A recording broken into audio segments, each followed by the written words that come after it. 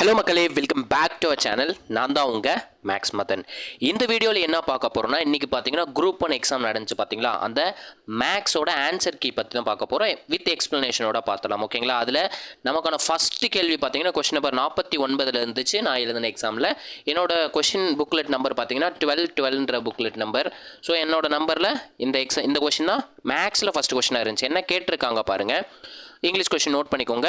ஒரு ஆண், அதாவது ஒரு மென்னு சொல்லிட்டாங்க. நான் எழுதிக்கிறேன், அப்படியே எழுதிக்கிறேன். அவங்க சொன்னதை அப்படியே எழுதிக்கலாம். ஒரு மென், 3 பெண்கள், 3 உமன்கிறத டபிள்யூ, பெண்கள்ங்கிறதுல டபிள்யூ அப்படின்னு எடுத்துக்கிறேன். 4 பையன்கள், 4 பாய்ஸ்ன்னு சொல்லியிருக்காங்க. 4 பாய்ஸ் சேர்ந்து அந்த வேலையை எவ்வளோ நாளில் செய்கிறாங்க? 96 நாளில் செய்கிறாங்கன்னு சொல்லியிருக்காங்க. நான் என்ன பண்ணிடுறேன், ஒரு நாளில் செய்யப்பட்ட வேலைன்னு எடுத்துக்கிறேன். ஸோ கொடுத்துருக்க மணி நேரத்தை அப்படியே 1ஆல் டிவைட் பண்ணிக்கோங்க. ஸோ 1/96 அப்படின்றதான் நமக்கு ஒரு நாளில் செய்யப்பட்ட வேலை. நெக்ஸ்ட் என்ன சொல்லியிருக்காங்க, அதே வேலையை சொல்லியிருக்காங்க. 2 மென்னும் 8 பாய் சேர்ந்து எவ்வளோ நாளில் முடிக்கிறாங்கன்னு சொல்லியிருக்காங்க? 80 நாள்னு சொல்லியிருக்காங்க. ஸோ 1/ல் எழுதிக்கணும். ஏன்னா ஒரு மணி நேரத்தில் செய்யப்பட்ட வேலை அப்படிங்கிறது பார்த்தீங்கன்னா 1/80. அதே மாதிரி நமக்கு நெக்ஸ்ட் என்ன கொடுத்துருக்காங்க, 2 ஆண்கள் 2 மென் ப்ளஸ் 3 உமன் சேர்ந்து எவ்வளோ மணி நேரத்தில் முடிக்கிறாங்க? 120 ஹவரில் முடிக்கிறாங்க. ஸோ 1 ஹவரில் பார்த்தீங்கன்னா 1/120 அப்படின்றது இருக்கும். கரெக்டுங்களா? இந்த செகண்ட் ஈக்குவேஷன் இருக்குது பார்த்தீங்களா, இது 2ன்னு எடுத்துக்கிறேன். இது 1, இது 3. இந்த செகண்ட் ஈக்குவேஷனில் 2ஆல் டிவைட் பண்ணுறேங்க, ஓகேங்களா. 2ஆல் டிவைட் பண்ணால் என்ன கிடைக்கும்? m + 4b = 1/80 × 2ன்னு மாறும். ஸோ 116 கிடைக்கும். கரெக்டுங்களா? இந்த ஈக்குவேஷன் அப்படி நமக்கு எங்கே இருக்குன்னு பாருங்கள். ஃபஸ்ட் ஈக்குவேஷனில் இருக்குது. ஏன்னா ஒரு பையன்கிறது m, 3 உமனு ப்ளஸ் 4 பையன் சேர்ந்து எவ்வளோ நாளில் வேலையை முடிக்கிறாங்க? 1/96 ஹவரில் வேலையை முடிக்கிறாங்க. ஸோ m + 4bக்கு பதிலாக நம்ம என்ன சப்ஸ்டியூட் பண்ணலாம்? 1/160 அப்படின்றத சப்ஸ்டியூட் பண்ணிடலாம். அப்போ 1/160 ப்ளஸ் 3 உமன் = 1/96 அப்படின்றது இருக்கும். கரெக்டுங்களா? இங்கே இருக்க 1/160 வந்து ஈக்குவல் டு சைடு கொண்டு போகும்போது மைனஸில் போகும். So 3 women = 1/96 minus 1/160. இந்த கொஷின் வந்து கொஞ்சம் லாங் ப்ரொசீஜர் படி தான் எடுத்துக்கும். ஸோ பிரச்சனை இல்லை. நெக்ஸ்ட் என்ன பண்ணலாம், இந்த 96க்கும் 160க்கு எல்சிஎம் எடுக்கலாம். எல்சிஎம் பார்த்தீங்கன்னா 480, ஓகேங்களா. அப்போ 3 உமன் = 480. நமக்கு என்ன இருந்துச்சு? 1/96 மைனஸ் 1/160 இருந்துச்சு. 96 பார்த்தீங்கன்னா 5ஆல் மல்டிப்ளை பண்ணும்போது நமக்கு 480 கிடைக்கும். அதே நம்பரால் மேலே மல்டிப்ளை பண்ணால் 1 × 5 5 மைனஸ் 160 3ஆல் மல்டிப்ளை பண்ணும்போது 480 கிடைக்கும். அதே நம்பரால் மேலே மல்டிப்ளை பண்ணால் 3. அப்போ 5லேருந்து 3 மைனஸ் பண்ணால் 2/480 அப்படின்னு கிடைக்குங்க. இந்த 2/480 கட் பண்ணால் என்ன கிடைக்கும்?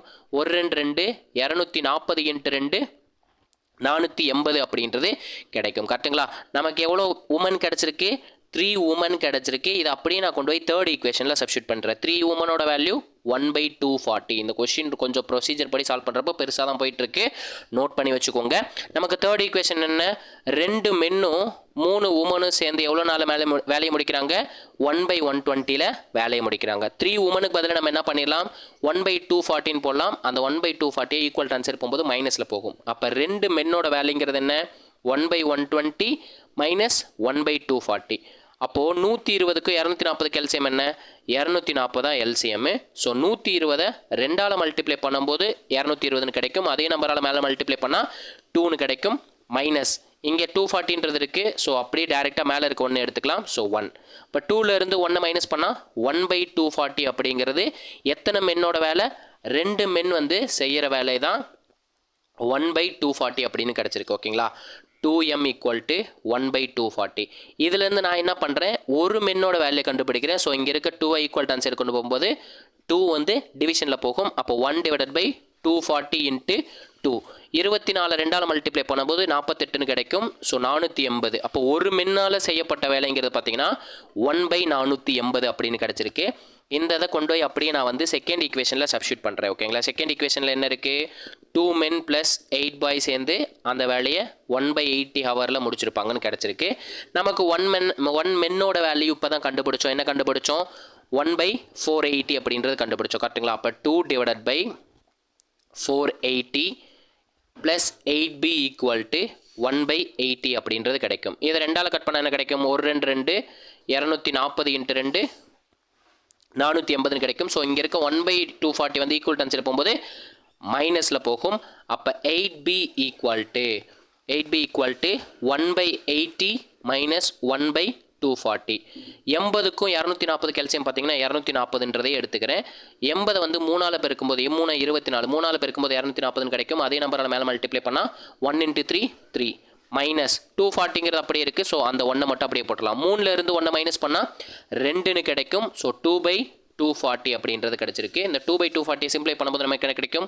1 2 120 120 × 2 240. அப்போ 8 பசங்க வந்து ஒரு மணி நேரத்தில் எவ்வளோ வேலையை செஞ்சுருக்காங்க? 1/20 பங்கு வேலையை செஞ்சுருக்காங்க. அப்போ ஒரு பாய் அப்படிங்கிறது பார்த்தீங்கன்னா 1/120 × 8 அப்படின்ற வேலையை செஞ்சுருப்பாங்க. 12 8ஆல் மல்டிப்ளை பண்ணும்போது 96 கிடைக்கும். ஸோ 906. ஒரு பாயோட ஒர்க்கு பார்த்தீங்கன்னா 960, 1/960. அதே மாதிரி ஒரு மென்னோட ஒர்க்கு பார்த்தீங்கன்னா ஒரு மென்னோட ஒர்க் என்ன பார்த்தோம்? 1/480 அப்படின்றது பார்த்தோம். கரெக்டுங்களா? நமக்கு என்ன கேட்டிருக்காங்க? 5 ஆண்கள் சொல்லியிருக்காங்க. ஸோ ஆண்களுக்கு பதில் 5, 1 × 5 5 டிவைடட் பை 480 ப்ளஸ் மற்றும்னா ப்ளஸ் பண்ணிக்கணும். 12 பசங்க சொல்லியிருக்காங்க. So 12 × 1 12 divided by 960. ஏன்னா ஒரு பாயோட ஒர்க் அப்படின்றது 1/960 அப்படின்றது போட்டிருக்கோம். ஸோ 480க்கும் 960க்கு எல்சியம் என்ன? 960 தான் எல்சிஎம்மு. ஸோ 480 2ஆல் மல்டிப்ளை பண்ணும்போது 960ன்னு கிடைக்கும். அதே நம்பரால் மேலே மல்டிப்ளை பண்ணும்போது 5 × 2 10. இங்கே 960 இருக்கனால ஸோ 10 + 12 அப்படியே எடுத்துக்க வேண்டியதான். அப்போ 10 + 12 22 டிவைடட் பை 960ன்னு கிடச்சிருக்கு. நம்ம ஃபஸ்ட் எடுத்தோடனே 1/ல் எழுதணும். ஸோ நமக்கு லாஸ்ட் ஸ்டெப் வந்துருச்சு. இது அப்படியே தலைகீழ மாற்றிடுங்க. தலைகீழ மாற்றினா என்ன கிடைக்கும்? 960 டிவைடட் பை 22 அப்படின்னு கிடைக்கும். நான் வந்து இதை 2ஆல் அடிக்கிறேன். 11 × 2 22 480 × 2 960ன்னு கிடைக்கும். ஸோ இதை 11ஆல் கட் பண்ணால் 4 11 44. 48ல் 44 போச்சுன்னா பேலன்ஸ் 4. ஸோ 40 ஆயிரும். 40ல் எத்தனை 11 இருக்குது? 3 11 33. 40ல் 33 போச்சுன்னா பேலன்ஸ் 7. எந்த நம்பரால் கட் பண்ணுறோமோ அதே நம்பரால் மீதியையும் வகுத்து விட்ருங்க. அப்போ நமக்கான இந்த கொஷினுக்கான ஆன்சர் என்னன்னு பாருங்கள். இவ்வளோ நேரம் பெருசாக சால்வ் பண்ண வேண்டியது இருக்குது. ஸோ இந்த கொஷின் கொஞ்சம் ஹார்ட் லெவல் கொஷின்னா 43 7/11 அப்படின்றதான் இந்த கொஷினுக்கான ஆன்சர். அதாவது 5 மென்னும் 12 பாயும் சேர்ந்து எவ்வளோ மணி நேரத்தை வேலையை முடிச்சிருக்காங்க? 43 மணி நேரம் 7/9 மணி நேரத்துக்கு வேலையை முடிச்சிருக்காங்க. ஓகேங்களா? நமக்கான அடுத்த கொஷின் பார்த்துருங்களா? ரொம்பவே சிம்பிள் தான். இந்த கொஷின் வந்து குரூப் 1 லெவலில் கேட்டிருக்காங்க. அதனால தான் இவ்வளோ பெருசாக போய்கிட்டு இருக்கு. இதே மாதிரி ஒரு சில சம்ஸ் வந்து இருக்குது. அந்த சம்லாம் சால்வ் பண்ணுறப்ப நமக்கு டைம் எடுக்க தான் செஞ்சிச்சு. நமக்கான அடுத்த கொஷின் பார்த்துருவோங்க. இந்த கொஸ்டினில் என்ன கேட்டிருக்காங்க பாருங்கள். ஒரு செவ்வகத்தின் மூலைவிட்டமானது, செவ்வகத்தோட மூலைவிட்டத்தை D அப்படின்னு எடுத்துக்கிறேன். அதை என்ன சொல்லியிருக்காங்க? அதன் குறுகிய பக்கத்தின் 3 மடங்கு. குறுகிய பக்கங்கிறத நான் வித்துன்னு எடுத்துக்கிறேன். அதோட எத்தனை மடங்குன்னு சொல்லியிருக்காங்க? 3 மடங்காக இருக்குன்னு சொல்லியிருக்காங்க. ரொம்பவே சிம்பிள். அப்போ D அதாவது டயக்னல் மூலைவிட்டம் அப்படிங்கிறது 3 டைம்ஸ் ஆஃப் B. நமக்கு டயக்னலுக்கான ஃபார்முலா என்ன? டயக்னல் அப்படிங்கிறது √L² + B² அப்படின்றதான் ஃபார்முலா. இங்கே இருக்க ஸ்கொயர் ரூட் வந்து ஈக்குவல் இன்சைட் வரும்போது ஸ்கொயராக மாறும். அப்போ D² = L² + B² அப்படின்றதான் நமக்கான மூளை வெட்டத்துக்கான ஃபார்முலா. அதாவது இது வந்து எப்படி கிரியேட் பண்ணியிருப்பாங்கன்னா பித்தாகரஸ் தியரத்தை வச்சு கிரியேட் பண்ணியிருப்பாங்க. இது நம்மளோட சேனல்லே நம்ம எப்படி வந்துச்சுன்னு டெரைவ் பண்ணி போட்டிருக்கோம். பார்க்காதவங்க செக் அவுட் பண்ணி பாருங்கள். Dங்கிறது என்ன எடுத்தோம்? 3 டைம்ஸ் ஆஃப் B அப்படின்னு எடுத்தோம். So 3 times of B the whole square equal to L² + B² அப்படின்னு இருக்குது. கரெக்டுங்களா? 3a² பண்ணும்போது 9, b² பண்ணும்போது b². இங்கே இருக்க ப்ளஸ் b² ஈக்குவல் டு வரும்போது மைனஸில் வரும். ஸோ -b² = L² அப்படின்னு இருக்குது. 9b²லேருந்து ஒரு b² மைனஸ் பண்ணும்போது நமக்கு 8b² அப்படின்றது கிடைக்கும். Which is equal to L² அப்படின்றதுக்கு நமக்கு என்ன கேட்டிருக்காங்க? நீள அகலங்களோட விகிதம் கேட்டிருக்காங்க. ஸோ L/Bக்கு மாற்றிக்கிறேன். அப்போது L² இங்கே இருக்க மல்டிப்ளிகேஷன் இருக்கிறது டிவிஷனில் வரும்போது டிவைடில் போகும். ஸோ b² = 8 அப்படின்னு இருக்கும். டினாமினேட்டரில் எது இல்லைன்னா என்ன இருக்கிறது அர்த்தம்? 1 இருக்கிறது அர்த்தம். பாருங்கள், ரெண்டு சைடுமே பவர் 2 இருக்குது. இது அப்படியே ஈக்குவல் டான்சர் போகும்போது ரூட்டாக மாறிடும். அந்த 8 நான் எப்படி பிரிச்சிருக்கேன்னா 4 × 2ன்னு பிரிச்சுக்கிறேன். டிவைடட் பை 1 இருக்கிறது அர்த்தம். எதுவுமே இல்லைன்னா 1 இருக்கிறதா அர்த்தம். √4ஓட வேல்யூ பார்த்தீங்கன்னா 2 × 2 இருக்குது பார்த்தீங்களா? அந்த 2 வந்து அப்படியே ரூட்லேயே இருக்கும். Divided by 1. நமக்கு ரேஷியோனாலும் டிவிஷனாலும் சேம்னு சொல்லியிருக்கோம். அப்போ Lக்கும் Bக்கும் உள்ள ரேஷியோ என்ன கிடச்சிருக்கு? 2√2:1 அப்படின்றது கிடச்சிருக்கு. ஸோ இந்த கொஸ்டினுக்கான ஆன்சர் பார்த்தீங்கன்னா ஆப்ஷன் D யாரெல்லாம் ஆன்சர் போட்டிங்களா அவங்களாம் இதில் 1.5 மார்க் வந்து வாங்கிடுவீங்க. ரொம்பவே சிம்பிள். நமக்கான அடுத்த கொஸ்டின் பார்த்துருவோங்களா? ரொம்பவே சிம்பிள் தான். இந்த கொஸ்டின்ல என்ன கேட்டிருக்காங்க பாருங்க. பீட்டர் என்பவர் ஒரு தேர்வில் அதிக மதிப்பெண்களில் 30% பெற்று 10 மதிப்பெண்கள் வித்தியாசத்தில் தோல்வி அடைந்தார். அதாவது அவர் 30% மார்க் வாங்கியிருக்காரு. அவர் பாஸ் மார்க்கை விட 10 மார்க் கம்மியாக வாங்கியிருக்காங்கன்னு சொல்லியிருக்காங்க. பாஸ் மார்க் அப்படின்றத நான் எக்ஸ்ன்னு எடுத்துக்கிறேன். அதை விட கம்மியாக அப்படின்றனால 10 மார்க்கு கம்மி, 10 மைனஸ் பண்ணிக்கிறேன். இது அதிகம்னா கூட்டிக்கோங்க. ஓகேங்களா. நெக்ஸ்ட் என்ன சொல்லியிருக்காங்க, மேலும் பால் என்பவர் அதே தேர்வினை எழுதி மொத்த மதிப்பெண்களில் 40%, அதாவது 40% மார்க் வாங்கியிருக்காரு. அதில் என்ன சொல்லியிருக்காங்க, தேர்ச்சி பெறுவதற்கான மதிப்பெண்களை காட்டிலும் அதாவது பாஸ் மார்க்கை விட எவ்வளோ அதிகம்னு சொல்லியிருக்காங்க, 15 மதிப்பெண் அதிகம்னு சொல்லியிருக்காங்க. பாஸ் மார்க்குன்றது எக்ஸு, அதை விட அதிகன்றப்போ ஸோ 15 கூட்டிடுங்க. ஓகேங்களா. 15 கூட்டியாச்சு. என்ன கேட்குறாங்க பாருங்களேன், அத்தேர்வின் தேர்ச்சி மதிப்பீதம், அதாவது தேர்ச்சி மதிப்பெண்கள் பாஸ் மார்க் தான் கேட்டிருக்காங்க. அதை நம்ம எக்ஸ்ன்னு எடுத்திருக்கோம். ஸோ இதிலிருந்து நம்ம எக்ஸோட வேல்யூ கண்டுபிடிக்கணும். சிம்பிளாக கிராஸில் இருந்தால் மல்டிப்ளை பண்ணும், இது எந்த சைடில் வேணாலும் சிம்பிளை பண்ணிடலாம். ஸோ 30ல் இருக்க ஒரு 0வையும் 40ல் இருக்க ஒரு 0வையும் கட் பண்ணிடுறேன். கிராஸில் இருந்தால் மல்டிப்ளை பண்ணுன்னு சொன்னோம். எக்ஸ் ப்ளஸ் 5 3ஆல் மல்டிப்ளை பண்ணும். 4 வந்து x மைனஸ் 10ஆல் மல்டிப்ளை பண்ணும். மல்டிப்ளை பண்ணிடலாங்களா. நான் 3ஆல் ஃபஸ்ட்டு மல்டிப்ளை பண்ணிக்கிறேன். 3 × x 3x plus 3 × 15 45 equal to 4 x minus 10ஆல் மல்டிப்ளை பண்ணுறேன். 4 × x 4x மைனஸ் 4 × 10 40 அப்படின்னு ஆகும். இங்கே இருக்க ப்ளஸ் 3x வந்து ஈக்குவல் டு ஆன்சர் போகும்போது மைனஸில் வரும். இங்கே இருக்க மைனஸ் 40 வந்து ஈக்குவல் டு ஆன்சர் வரும்போது ப்ளஸில் வரும். அப்போது 4x மைனஸ் 3xோட வேல்யூ என்ன, 45 ப்ளஸ் 40. 3xலேருந்து 4xலேருந்து 3x மைனஸ் பண்ணால் எக்ஸ்ன்னு கிடைக்கும். 40 ப்ளஸ் 45 85 அப்படின்றது நமக்கான ஆன்சராக இருக்குது. ஸோ அப்போ இந்த கொஸ்டினுக்கான ஆன்சர் என்ன, ஆப்ஷன் சி என்பது தான் சரியான விடை. ஓகேங்களா. யாரெல்லாம் ஆப்ஷன் சி போட்டிங்களோ அவங்களுக்குலாம் 1.5 மார்க்கு கிடைக்க போகுது. ரொம்பவே சிம்பிள் தான். நம்ம வீடியோ வந்து உங்கள் ஃப்ரெண்ட்ஸுக்கு ஷேர் பண்ணுங்கள். நம்ம இதே மாதிரி அடுத்தடுத்த சம்ஸ் வந்து பார்க்கலாம். ஓகேங்களா. இந்த கொஷின் பார்த்தீங்கன்னா ஆல்ரெடி நம்ம ரிப்பீட்டட் கொஷின் தான். இந்த கொஷின் ஆல்ரெடி டிஎன்பிஎஸ்சியில் கேட்டிருக்காங்க. நம்மளோட டெஸ்ட் பேட்சில் அட்டன் பண்ணவங்களுக்குலாம் இந்த கொஷின் வந்து ஈஸியாக இருந்திருக்கும். ஏன்னா இதே கொஷினை நம்மளோட டெஸ்ட்லையும் கொடுத்துருக்கோம். என்ன சொல்லியிருக்காங்க, அகிலா தேர்வில் 80% மார்க்கை பெற்றிருக்காங்கன்னு சொல்லியிருக்காங்க. ஸோ 80% மார்க்கை அகிலான்றவங்க வாங்கியிருக்காங்க. அவங்க பெற்றது வந்து 576 மார்க். அப்போ 80%ஓட வேல்யூ தான் 576. நமக்கு என்ன கேட்குறாங்க, அந்த தேர்வின் மொத்த மதிப்பெண், எப்பயுமே மொத்த மதிப்பெண்கிறது 100% இருக்கும். அதோட மதிப்பெண் என்னன்னு கேட்டிருக்காங்க. என்னன்னு தெரியாது. ஸோ எக்ஸ்ன்னு எடுத்துக்கிறேன். கிராஸில் இருந்தால் மல்டிப்ளை பண்ணும், மீது எந்த சைடில் வேணாலும் சிம்பிளை பண்ணிக்கலாம். 80ல் இருக்கிற 0வையும் 10ல் இருக்க ஒரு 0வையும் கட் பண்ணிடுறேன். 8ஐயும் 576 அடிக்கிறேன். 1 8 7 × 8 56. 57ல் 56 போச்சுன்னா பேலன்ஸ் 1. 16 ஆயிரும். 16ல் எத்தனை 8 இருக்குது, 2 8 இருக்குது. அப்போ 10ஐயும் 72ஐயும் மல்டிப்ளை பண்ணால் நமக்கு என்ன கிடைக்கும், கிராஸில் தான் மல்டிப்ளை பண்ணணும்னு சொல்லணும். ஸோ 720 அப்படின்றதான் அந்த தேர்வோட மொத்த மதிப்பெண்ணாக இருந்திருக்கு. ஆப்ஷன் ஏ அப்படின்றதான் இந்த கொஸ்டினுக்கான ஆன்சர். ஓகேங்களா. அப்போ இந்த கொஸ்டினுக்கான ஆன்சர் என்ன, ஆப்ஷன் ஏ. நோட் பண்ணி வச்சுக்கோங்க. நமக்கான அடுத்த கொஸ்டின் பார்த்துருங்களா.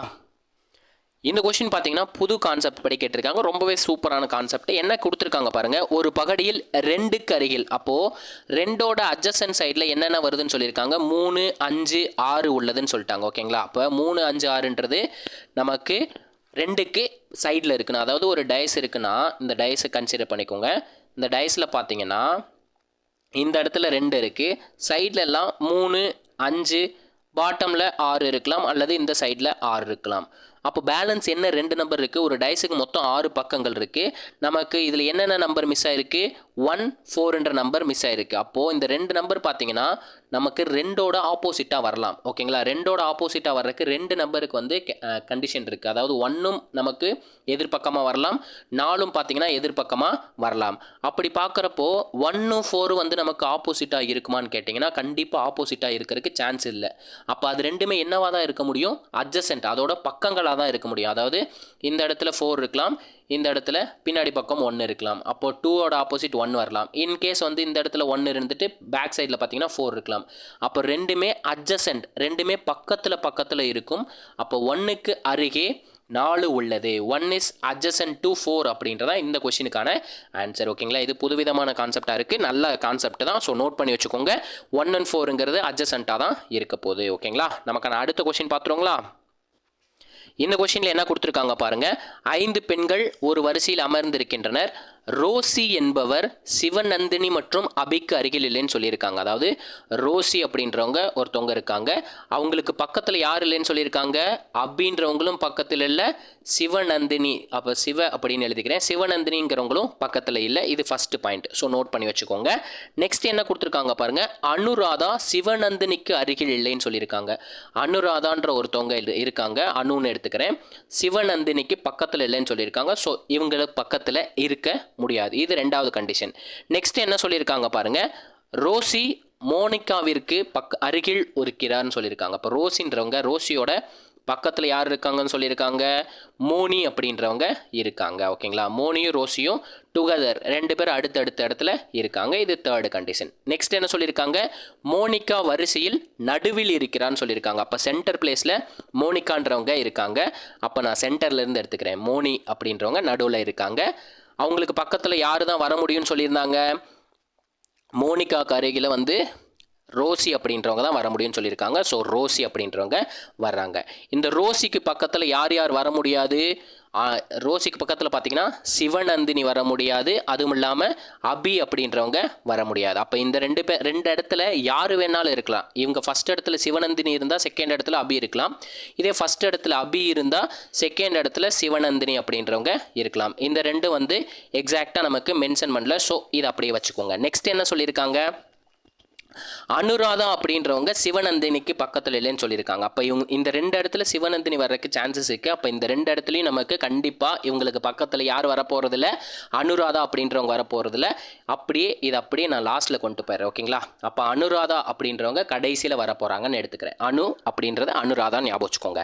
நமக்கு என்ன கண்டிஷன், சென்டரில் 3 இருக்காங்கன்னு சொல்லியிருக்காங்க. ஸோ சென்டரில் 3 இருக்காங்களா, ஏன்னா இங்கே 1 2 3 4 5 ரெண்டு இடத்த விட்டுருங்க. ஃபர்ஸ்ட்டில் 2 இடம், லாஸ்ட்டில் 2 இடம் விட்டுட்டா தேர்ட் இடம் தான் நமக்கு சென்டர். அப்போ சென்டரில் 3 இருக்காங்க. அப்போ கரெக்டாக நம்ம அவங்க சொன்ன கண்டிஷனை சாட்டிஸ்ஃபை பண்ணிட்டோம். நெக்ஸ்ட்டு நமக்கு என்ன கேட்குறாங்க பாருங்களேன், அனுராதா பின்வருவனவற்றில் யாருக்கு அருகில் இருக்கிறாள் அப்படின்னு கேட்டிருக்காங்க. அனுராதாவுக்கு பக்கத்தில் யார் இருக்கா, ரோசி அப்படின்றவங்க இருக்காங்க. அப்போ இந்த கொஸ்டினுக்கான ஆன்சர் என்ன, ரோசி என்பது தான் இந்த கொஸ்டினுக்கான ஆன்சர். ஓகேங்களா, நோட் பண்ணி வச்சுக்கோங்க, ரோசி என்பது தான் இந்த கொஸ்டினுக்கான ஆன்சர். ஓகேங்களா, நமக்கு அடுத்த கொஸ்டின் பார்த்துருங்களா. இந்த கொஸ்டின் பார்த்தீங்கன்னா நமக்கு ஈஸியான கொஸ்டின் தான். நம்ம ப்ரீவியஸ் இயர் கொஸ்டின் பார்த்துருந்தாலே இந்த கொஸ்டின் ஈஸியாக அட்டன் பண்ணியிருக்கலாம். என்ன கேட்டிருக்காங்க பாருங்கள், 8 நபர்கள் ஒரு நாளைக்கு 9 மணி நேரம் வேலை செய்தால் ஒரு வேலையை 20 நாட்களில் முடிக்கலாம். அதாவது மெம்பரு, ஹவரு, டேஸ் கொடுத்துட்டாங்க. என்ன ஃபார்முலா, MDH அப்படின்றத நமக்கு ஃபார்முலா. ஒர்க்குன்றது ஒரு வேலைன்னு சொல்லிட்டாங்க. அப்போ ஒர்க்குன்றது 1 மாறிடும். அப்போ MDH ஈக்குவல் டு MDHை வந்து நம்ம ஈக்குவல் பண்ணாலே நமக்கான ஆன்சர் கிடச்சிடும். 8 நபர்கள் 20 நாளில் 9 மணி நேரம் வேலை செஞ்சு ஒரு வேலையை முடிக்கிறாங்க. அதே வேலையை, அதனால தான் ஈக்குவல்னு எடுத்திருக்கோம், 12 நபர்கள் 10 மணி நேரம் வேலை செய்து எவ்வளவு நாட்களை வந்து அந்த வேலையை முடிச்சிருக்காங்கன்னு கேட்குறாங்க. அவ்வளோதான், எழுதியாச்சு. இதை சிம்பிளை பண்ணால் போதுங்க. இங்கே இருக்க டேம் வந்து ஈக்குவல் டு சைடு வந்தால் டிவிஷனில் தான் போகும். ஸோ இங்கே இருக்கிற டேரெக்டாகவே கட் பண்ணுறேன். 0 0 கட்டு, 2ஆல் அடிக்கிறேன், 1 2 2 6 × 2 12. திருப்பி நான் வந்து 3ஆல் அடிக்கிறேன், 2 × 3 6, 3 × 3 9. இங்கே இருக்க 2ஐயும் 8ஐயும் அடிக்கிறேன், 1 2 2 4 × 2 8. அப்போ பேலன்ஸ் என்ன இருக்குது பாருங்கள், 4 × 3. 4 × 3 என்ன கிடைக்கும், 12 அப்படின்னு கிடைக்கும். அப்போது 12 நபர்கள் ஒரு நாளைக்கு 10 மணி நேரம் வேலை செஞ்சாங்கன்னா அந்த வேலை எத்தனை நாள் முடிப்பாங்க, 12 நாட்களில், 12 டேஸ் அப்படின்றதான் இந்த கொஸ்டினுக்கான ஆன்சர். 12 நாட்களில் அந்த வேலையை முடிச்சிருப்பாங்க. ஓகேங்களா, நமக்கான ஆன்சர் ஆப்ஷன் டி என்பதான் சரியான விடை. நமக்கான அடுத்த கேள்வி பார்ப்போங்க. இந்த கொஸ்டினில் என்ன கேட்டிருக்காங்க பாருங்கள், ஏபிசின்ற 3 பேர் இருக்காங்க. அவங்க வாங்குகிற ஊதியத்தோட கூடுதல் பார்த்தீங்கன்னா 33,300 சொல்லியிருக்காங்க. அவர்களுடைய வருமானத்தில் இருந்து முறையே 80%, 85%, 75% என்ன பண்ணுறாங்க, செலவு செஞ்சுறாங்க. மேலும் அவங்க வந்து எவ்வளோ அமௌண்ட்டை சேவ் பண்ணுறாங்கன்றத ரேஷியோவில் கொடுத்துருக்காங்க. 7:6:9. அதாவது ஏன்றவர் பார்த்தீங்கன்னா 7 ரேஷியோவில் சேவ் பண்ணுறாரு, பீன்றவர் பார்த்தீங்கன்னா 6 ரேஷியோவில் சேவ் பண்ணுறாரு, சீன்றவர் பார்த்தீங்கன்னா 9 ரேஷியோவில் சேமிக்கிறாரு. இப்படி இருக்கிறப்போ பியோட ஊதியம் என்னன்னு கேட்டிருக்காங்க. ரொம்பவே சிம்பிள், ரொம்ப ஈஸி கொஞ்சம். ஆனால் ப்ரொசீஜர் படி நல்லா நோட் பண்ணிக்கோங்க. இதில் ஏன்ற நபரை எடுத்துக்கிறேன். அவர் வந்து எவ்வளோ வந்து செலவு பண்ணுறாரு, செலவு அப்படின்றது பார்த்தீங்கன்னா 80% செலவு பண்ணுறாரு. அப்போ அவரோட வருமானங்கிறது 100% இருக்கும். அந்த 100%லேருந்து எவ்வளோ சேவ் பண்ணியிருப்பார், எவ்வளோ அமௌண்ட்டை சேமிச்சிருப்பார், சேமிப்பு அப்படின்றது பார்த்தீங்கன்னா 20% சேமிச்சிருப்பார். அப்போ இந்த 20%தோட ரேஷியோ தான் எவ்வளோ 7. நான் என்ன பண்ணுறேன், செலவோட விகிதம் கண்டுபிடிக்கிறேன். செலவோட விகிதத்தையும் சேமிப்போட விகிதத்தையும் கூட்டினா அவர் வாங்கின மொத்த வருமானத்தோட விகிதம் கிடைக்கும். அதனால செலவோட பர்சன்டேஜை வச்சு செலவோட விகிதம் என்னன்னு கேட்குறேன், கண்டுபிடிக்கிறேன். ஓகேங்களா, செலவோட விகிதத்துக்கு ஈன்னு பேர் வச்சுக்கிறேன். Expenditure of A, E of A அப்படின்னு வச்சுக்கிறேன். ஓகேங்களா, கிராஸில் இருந்தால் மட்டும் மல்டிப்ளை பண்ணும், மீது எந்த சைடில் வேணாலும் சிம்ப்ளை பண்ணிடலாம். ஸோ 2ல் இருக்க 0வையும் 80ல் இருக்க 0வையும் அடிச்சு விட்றேன். 2ஆல் அடிக்கிறேன். 1 2 2, 4 × 2 8. அப்போ 4ஐயும் 7ஐயும் மல்டிப்ளை பண்ணால் என்ன கிடைக்கும், 28 அப்படின்றது கிடைக்கும். கரெக்டுங்களா? அப்போது 80% எவ்வளோ ரேஷியோ, 28ன்ற விகிதத்தில் அமைஞ்சிருக்கு. ஸோ நமக்கு என்ன தேவை, ஏவோட வருமானம் தேவை, ஏவோட இன்கம் ஆஃப் ஏ தேவை.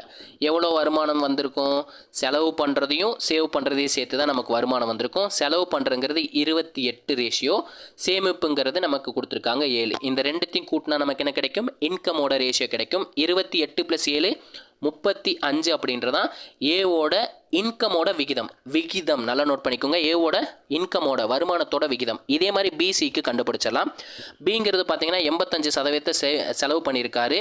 இதோட செலவோட ரேஷியோ என்னன்னு தெரியாது, அதனால் இ ஆஃப் பின்னு எடுத்துக்கிறேன்.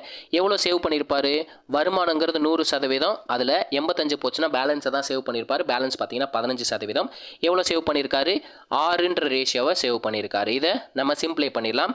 3 × 5 15, 2 × 6 2 × 3 6. 3ஆல் அடிக்கிறேன். 1 3 3, 2 × 3 6.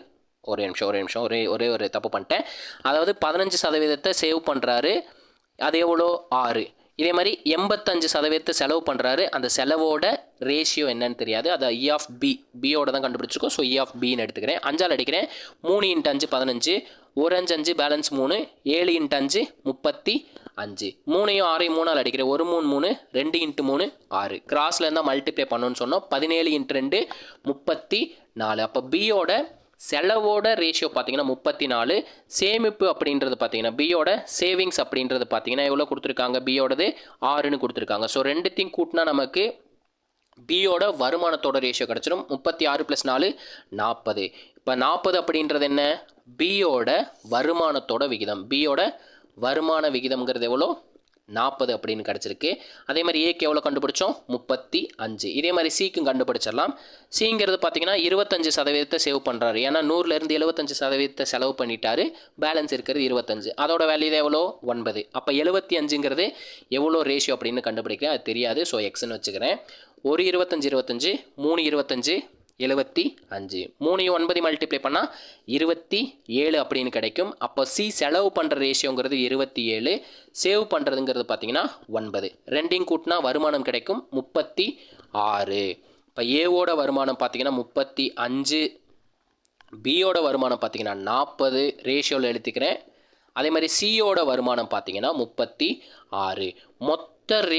மொத்த வருமானத்தோட ரேஷியோ தான் மொத்த வருமானத்தோட அமௌண்ட்டுக்கு ஈக்குவலாக இருக்கும்.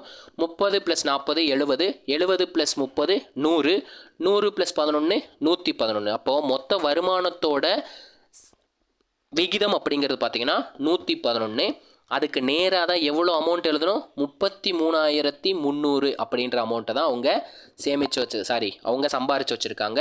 நமக்கு என்ன கேட்குறாங்க, பியோட வருமானம் கேட்குறாங்க. பியோட ஊதியம் அப்படின்னு கேட்டிருக்காங்க. பியோட வருமானம்னாலும் ஊதியம்னாலும் சேம் தான். பியோட வருமானங்கிறது எவ்வளோ கண்டுபிடிச்சோம், 40ன்ற ரேஷியோ கண்டுபிடிச்சோம். ஸோ பியோட சேலரி எவ்வளோன்னு தெரியாது, ஸோ பின்னு வச்சுக்கிறேன். கிராஸில் இருந்தால் அடிக்கணும், மீது எந்த சைடில் வேணாலும் சிம்ப்ளை பண்ணிக்கலாம். 1 111 111, 3 111 333 கிடைக்கும். அப்படியே அந்த 2 0 போட்டு விட்ருங்க. 4ஐயும் 3ஐயும் மல்டிப்ளை பண்ணால் 12. எத்தனை 0 இருக்குது பாருங்கள், 1 2 3, 3 0 இருக்குது. அந்த 3 0 அப்படியே ப்ளேஸ் பண்ணிடுங்க. அப்போ பியோட இன்கம் அப்படின்றது பார்த்தீங்கன்னா 12,000 ரூபாய். இதே மாதிரி நான் உங்ககிட்ட என்ன கேட்குறேன்னா, சியோட வருமானம் என்ன அப்படின்றத கமெண்ட்டில் சொல்லிட்டு போயிருங்க. ஏவோடதையும் கண்டுபிடிச்சி வச்சுக்கோங்க. ஓகேங்களா, ரொம்பவே ஸ்டாண்டர்டாக தான் கொஸ்டின் கேட்டிருக்காங்க. ஸோ நோட் பண்ணி வச்சுக்கோங்க. நமக்கான அடுத்த கேள்வி பார்த்துருவோங்க. இந்த கேள்வி பார்த்தீங்கன்னா ப்ரீவியஸ் இயர் கொஸ்டினில் கேட்டிருக்காங்க. நம்மளோட சேனல்ஸ் இதை பற்றி வீடியோ போட்டிருக்கோம், பார்க்காதவங்க பார்த்துருங்க. இந்த கொஸ்டின் பார்த்தீங்கன்னா ஆல்ரெடி ரிப்பீட் ஆகிருக்க கொஸ்டின் தான். ரொம்ப சிம்பிள். 3 நம்பரோட ரேஷியோ கொடுத்துருக்காங்க, 3:4:5. அந்த 3 நம்பரோட எல்சிஎம்ங்கிறது 2400 கொடுத்துட்டு ஹச்சிஎஃப் போவா என்னன்னு கேட்குறாங்க. சிம்பிளாக கொடுத்துருக்க எல்சிஎம்மை கொடுத்துருக்க 3 ரேஷியோவால் டிவைட் பண்ணிட்டீங்கன்னா நமக்கான ஆன்சர் ஹச்சிஎஃபாக கிடைக்குங்க. ஓகேங்களா, கொடுத்துருக்க எல்சிஎம் டிவைடட் பை டோட்டல் ரேஷியோட டிவிஷன் பண்ணணும். ஓகேங்களா, 4ஆல் அடிக்கிற ஒரு நாள் 4, 6 × 4 24, 2 0 அப்படியே போட்டுருங்க. 3ஆல் அடிக்கிற 1 3 3, 2 × 3 6, அப்படியே 2 0 போட்டுருங்க. 5ஆல் அடிக்கிற 1 5 5, 4 × 5 20, ஒரே ஒரு 0 இருக்குது, அந்த 0 போட்டுருங்க. அப்போ நமக்கான HCF அப்படின்றது பார்த்தீங்கன்னா 40 என்பதான் இந்த கொஷினுக்கான ஆன்சர். நோட் பண்ணி வச்சுக்கோங்க, 40 அப்படின்றத இந்த கொஷினுக்கான ஆன்சர். ஓகேங்களா, அடுத்த கேள்வி பார்த்துருங்களா. இந்த கேள்வி பாருங்கள், என்ன கேட்டிருக்காங்க, A, Bயோட மீ பெரு பொது வகுத்தி HCFங்கிறது 15ன்னு கொடுத்துருக்காங்க. A, B ஆகியவை ஈரிலக்க எண்கள். ஈரிலக்க எண்கள்ங்கிறது ஒன்றும் இல்லை, 2 டிஜிட் இருக்கணும். 10லிருந்து 99 வரைக்கும் இருக்கிறது தான் ஈரிலக்க எண்கள். ஓகே, 2 டிஜிட் நம்பர் வச்சுக்கலாம். இதோட HCF வந்து 15ன்னு கொடுத்துருக்காங்க. இவ்வாறு எத்தனை இணை எண்கள் காணப்படுகின்றன அப்படின்னு கேட்டிருக்காங்க. ஸோ 15ஓட மல்டிப்ளிகேஷன் தான் நமக்கு HCF இருக்க போகுது. அப்போ என்னென்ன நம்பரில் வரலாம், 15, 30, 45, 60, 75, 90 அப்படின்ற 6 நம்பர் வரலாம். கரெக்டுங்களா, 1 2 3 4 5 6 6 நம்பர் வரலாம். ஆனால் நமக்கு 6 அப்படின்றது ஆன்சரில் அதோட 2 மடங்கு தான் நமக்கு ஆன்சரில் கொடுத்துருக்காங்க. அப்போ 6 × 2 12 அப்படின்றதான் இந்த கேள்விக்கான ஆன்சர். ஓகேங்களா, அப்போ 12 அப்படின்றத இந்த கொஸ்டினுக்கான ஆன்சர். நோட் பண்ணி வச்சுக்கோங்க, ரொம்பவே சிம்பிள் தான். நமக்கான அடுத்த கேள்வி பார்த்துருவோங்க. இந்த கொஸ்டினில் என்ன கேட்டிருக்காங்க பாருங்கள், மேரி என்பவர் தற்போதைய வயது 16. அதாவது மேரிங்கிறத எம்னு எடுத்துக்கிறேன், உங்களோட வயசு வந்து 16. நெக்ஸ்ட் என்ன சொல்லியிருக்காங்க, அவள் தனது தம்பிங்கிறத பிரதர்னு எடுத்துக்கிறேன், தம்பியின் வயதை போல 4 மடங்குன்னு சொல்லியிருக்காங்க. மேரிங்கிறோட வயசு வந்து அவங்களோட தம்பியை போல் 4 மடங்கு. ஸோ 4 டைம்ஸ் ஆஃப் பின்னு எடுத்துக்கிட்டேன். இதிலிருந்து நம்ம என்ன கண்டுபிடிக்கலாம், பாயோட பெர்சன்டேஜ் கண்டுபிடிக்கலாம். இங்கே இருக்க 4 வந்து அங்கிட்டு போச்சுன்னா டிவிஷனில் போகும். எம் அப்படின்றது பார்த்தீங்கன்னா 16. ஸோ 16 / 4. அப்போது அவரோட தம்பியோட வயசு வந்து 4, அந்த மேரியோட வயசு வந்து 16. ஓகே, வச்சுக்கலாம். ஓகேங்களா, நெக்ஸ்ட் என்ன கேட்டிருக்காங்க பாருங்கள், அவள் தனது தம்பியின் வயதை விட 2 மடங்கு பெரியவள் ஆகும்போது, அப்போது அவங்களோட மேரியோட வயசு வந்து 16, அந்த தம்பியோட வயசு வந்து 4. ஓகேங்களா, இதோட 2 மடங்கு ஆகிறப்போ மேரியோட வயசு என்னன்னு கேட்டிருக்காங்க. அதாவது நமக்கு ஒரு குறிப்பிட்ட ஆண்டுகள் கழித்து தான் வந்து இந்த மாதிரி மடங்கு மாறி இருக்கும். அந்த இயர் வந்து நமக்கு என்னன்னு தெரியாது. ஓகேங்களா, அந்த இயர் வந்து ஒரு எக்ஸ் இயர் கழித்து அவங்க 2 மடங்காக மாறி இருக்கலாம். இப்போ வந்து பெர்சன்டேஜ் வந்து 16, அவங்களோட தம்பி வயசு போல் 4. ஓகேங்களா, அவங்களோட தம்பியோட வயசு 4.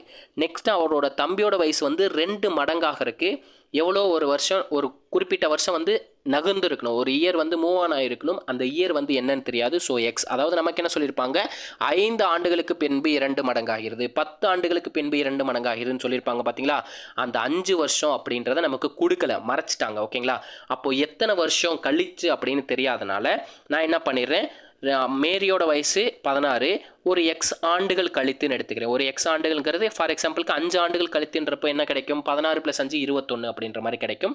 ஸோ இந்த எக்ஸ் மடங்கு அப்படின்றது நமக்கு தெரியாது. அப்போது அவரோட வயசு, தம்பியோட வயசுங்கிறது 4, எக்ஸ் ஆண்டுகள் கழித்து தான் 2 மடங்காக மாறி இருக்கு. ஓகேங்களா, 16 அப்படின்றது பெர்சன்டேஜ், 4 அப்படின்றது பெர்சன்டேஜ். இந்த பெர்சன்டேஜை போல் 2 மடங்காக இருக்குது, ஒரு குறிப்பிட்ட வருஷம் எடுத்துருக்கணும். அந்த வருஷம் என்னன்னு தெரியாது, அதுதான் நான் எக்ஸ்ன்னு எடுத்திருக்கேன். ஓகேங்களா, அப்போ எக்ஸ் வருஷம் 2 பேருக்குமே கூடி இருக்கும். அதனால தான் 2 பேரோட வயசையும் ப்ளஸ் எக்ஸ் அப்படின்றத ஆட் பண்ணியிருக்கேன். இப்போ இந்த எக்ஸை கண்டுபிடிச்சோம்னாலே நமக்கு ஆன்சர் கிடச்சிரும். ஆன்சர் வந்து அந்த எத்தனை ஆண்டுகளுக்கு கழிச்சு 2 மடங்கு ஆச்சு அப்படின்றதான் நம்ம கண்டுபிடிக்க போகிறோம். ரொம்பவே சிம்பிள். இதில் இருக்க 2 அப்படியே உள்ள மல்டிப்ளை பண்ணிடுங்க. அப்போ 16 + எக்ஸ் = 4 × 2 8 + 2 × எக்ஸ் 2x அப்படின்னு கிடைக்கும். இங்கே இருக்க +x வந்து ஈக்குவல் அந்த சைடும், இங்கே இருக்க +8 வந்து ஈக்குவல் இந்த சைடு கொண்டு வாங்க. அப்போ 2x - x அப்படின்றது கிடைக்கும், which is equal to 16 - 8 அப்படின்னு கிடைக்கும். 2xலேருந்து எக்ஸை மைனஸ் பண்ணால் எக்ஸ் அப்படின்றது நமக்கு 8 அப்படின்னு கிடச்சிருக்கு. அப்போ 8 வருடங்களுக்கு பிறகு தான் நமக்கு 2 மடங்காக மாறி இருக்கு. அப்போது மேரியோட வயசு என்னன்னு கேட்டிருக்காங்க. அதாவது நான் 2 மடங்கு பெரியவங்களாக இருக்கிறப்போ மேரியோட வயசு என்னன்னு கேட்டிருக்காங்க. மேரியோட பெர்சன்டேஜ் வந்து 16, எத்தனை வருஷம் கழித்து 2 மடங்காக மாறி இருக்கு, 8 வருடம் கழித்து தான் 16 மடங்காக இருக்குது. ஸோ அப்போ இந்த 8 கூட்டினீங்கன்னா நமக்கான மேரியோட வயசு வந்து கிடச்சிரும் 2 மடங்காகிறப்போ. எவ்வளோ வயசு இருந்திருக்கும், 16 + 8 24 வயசாக மாறி இருக்கும். ஓகேங்களா, அவங்களோட தம்பியோட வயசு 2 மடங்காக மாறுறப்போ அவங்க அக்கா மேரியோட வயசு எவ்வளோ, 24. ஓகேங்களா, 24 என்பதான் சரியான விடை. இன்னும் சில பேர் என்ன பண்ணியிருப்பாங்கன்னா, இப்போ வந்து 16 2 மடங்குன்றப்போ டேரெக்டாக இது 2 மல்டிப்ளை பண்ணி 32ன்னு போட்டலாமேனா போடக்கூடாது. ஓகேங்களா, எவ்வளோ வருடம் கழித்து அப்படின்னு தெரியாது, அந்த வருடத்தை கண்டுபிடிச்சு மேரியோட வயசோட கூட்டிடுங்க. 24 அப்படின்றதான் இந்த கொஸ்டினுக்கான கரெக்ட் ஆன்சர். ஸோ பி அப்படின்றதான் ஆன்சர். ஓகேங்களா, நமக்கு நான் அடுத்த கேள்வி பார்த்துருங்களா. இந்த கொஸ்டினில் என்ன கேட்டிருக்காங்க பாருங்கள், pick the odd one from அப்படின்னு கொடுத்துட்டு நமக்கு சீரிஸ் மாதிரி கொடுத்துருக்காங்க. ஓகேங்களா, கொடுத்துருக்கிறத அப்படியே லெட்டரில் இருக்கிறத நம்பராக ப்ளேஸ் பண்ணிடுங்க. சிங்கிறது 3, G7, K11, O15. ஓகேங்களா, is to B2, F6, J10, N14 கீழே எழுதிக்கிறேன். A1, E5, I9, M13, F6, D4, K11, N14. நல்லா பார்த்துக்கோங்க. அப்போ டிஃப்ரென்ஸ் பார்த்துருங்களேன். இந்த சீரீஸ்க்கு இடையில இருக்க டிஃப்ரென்ஸ் பாருங்கள், +4 அப்படின்னு கிடச்சிருக்கு. இந்த 3 சீரீஸ்க்குமே +4 தான். ஆனால் இந்த கடைசி சீரீஸ்க்கு மட்டும் பாருங்கள் நமக்கு ஈவனாக வரலை. ஸோ அப்போ நமக்கு இதில் ஆட் ஒன் அவுட் அப்படின்றது எதுன்னு பார்த்தீங்கன்னா ஆப்ஷன் டி, FDKN அப்படின்றதான் இந்த கொஸ்டினுக்கான ஆன்சர். FDKN அப்படின்றத இந்த கொஸ்டினுக்கான ஆன்சர். நோட் பண்ணி வச்சுக்கோங்க. நமக்கான அடுத்த கேள்வியை பார்த்துருவோங்க. இந்த கொஸ்டினில் என்ன கேட்டிருக்காங்க பாருங்கள். 5 இயந்திரங்கள் 5 பாகங்களை 5 நிமிடத்தில் தயாரிக்கும். அப்போது இயந்திரத்தோட வேலை என்ன? 5 இயந்திரம் 5 நிமிஷத்தில் எவ்வளோ பார்ட் தயாரிக்குது? 5 பார்ட்டை தயாரிக்குது. இதே மாதிரி நமக்கு என்ன கொடுத்துருக்காங்க? 100 இயந்திரங்கள் எத்தனை மணி நேரத்தில், டீன்னு எடுத்துக்கிறேன், எத்தனை மணி நேரத்தில் 100 பாகங்களை தயாரிக்கும்.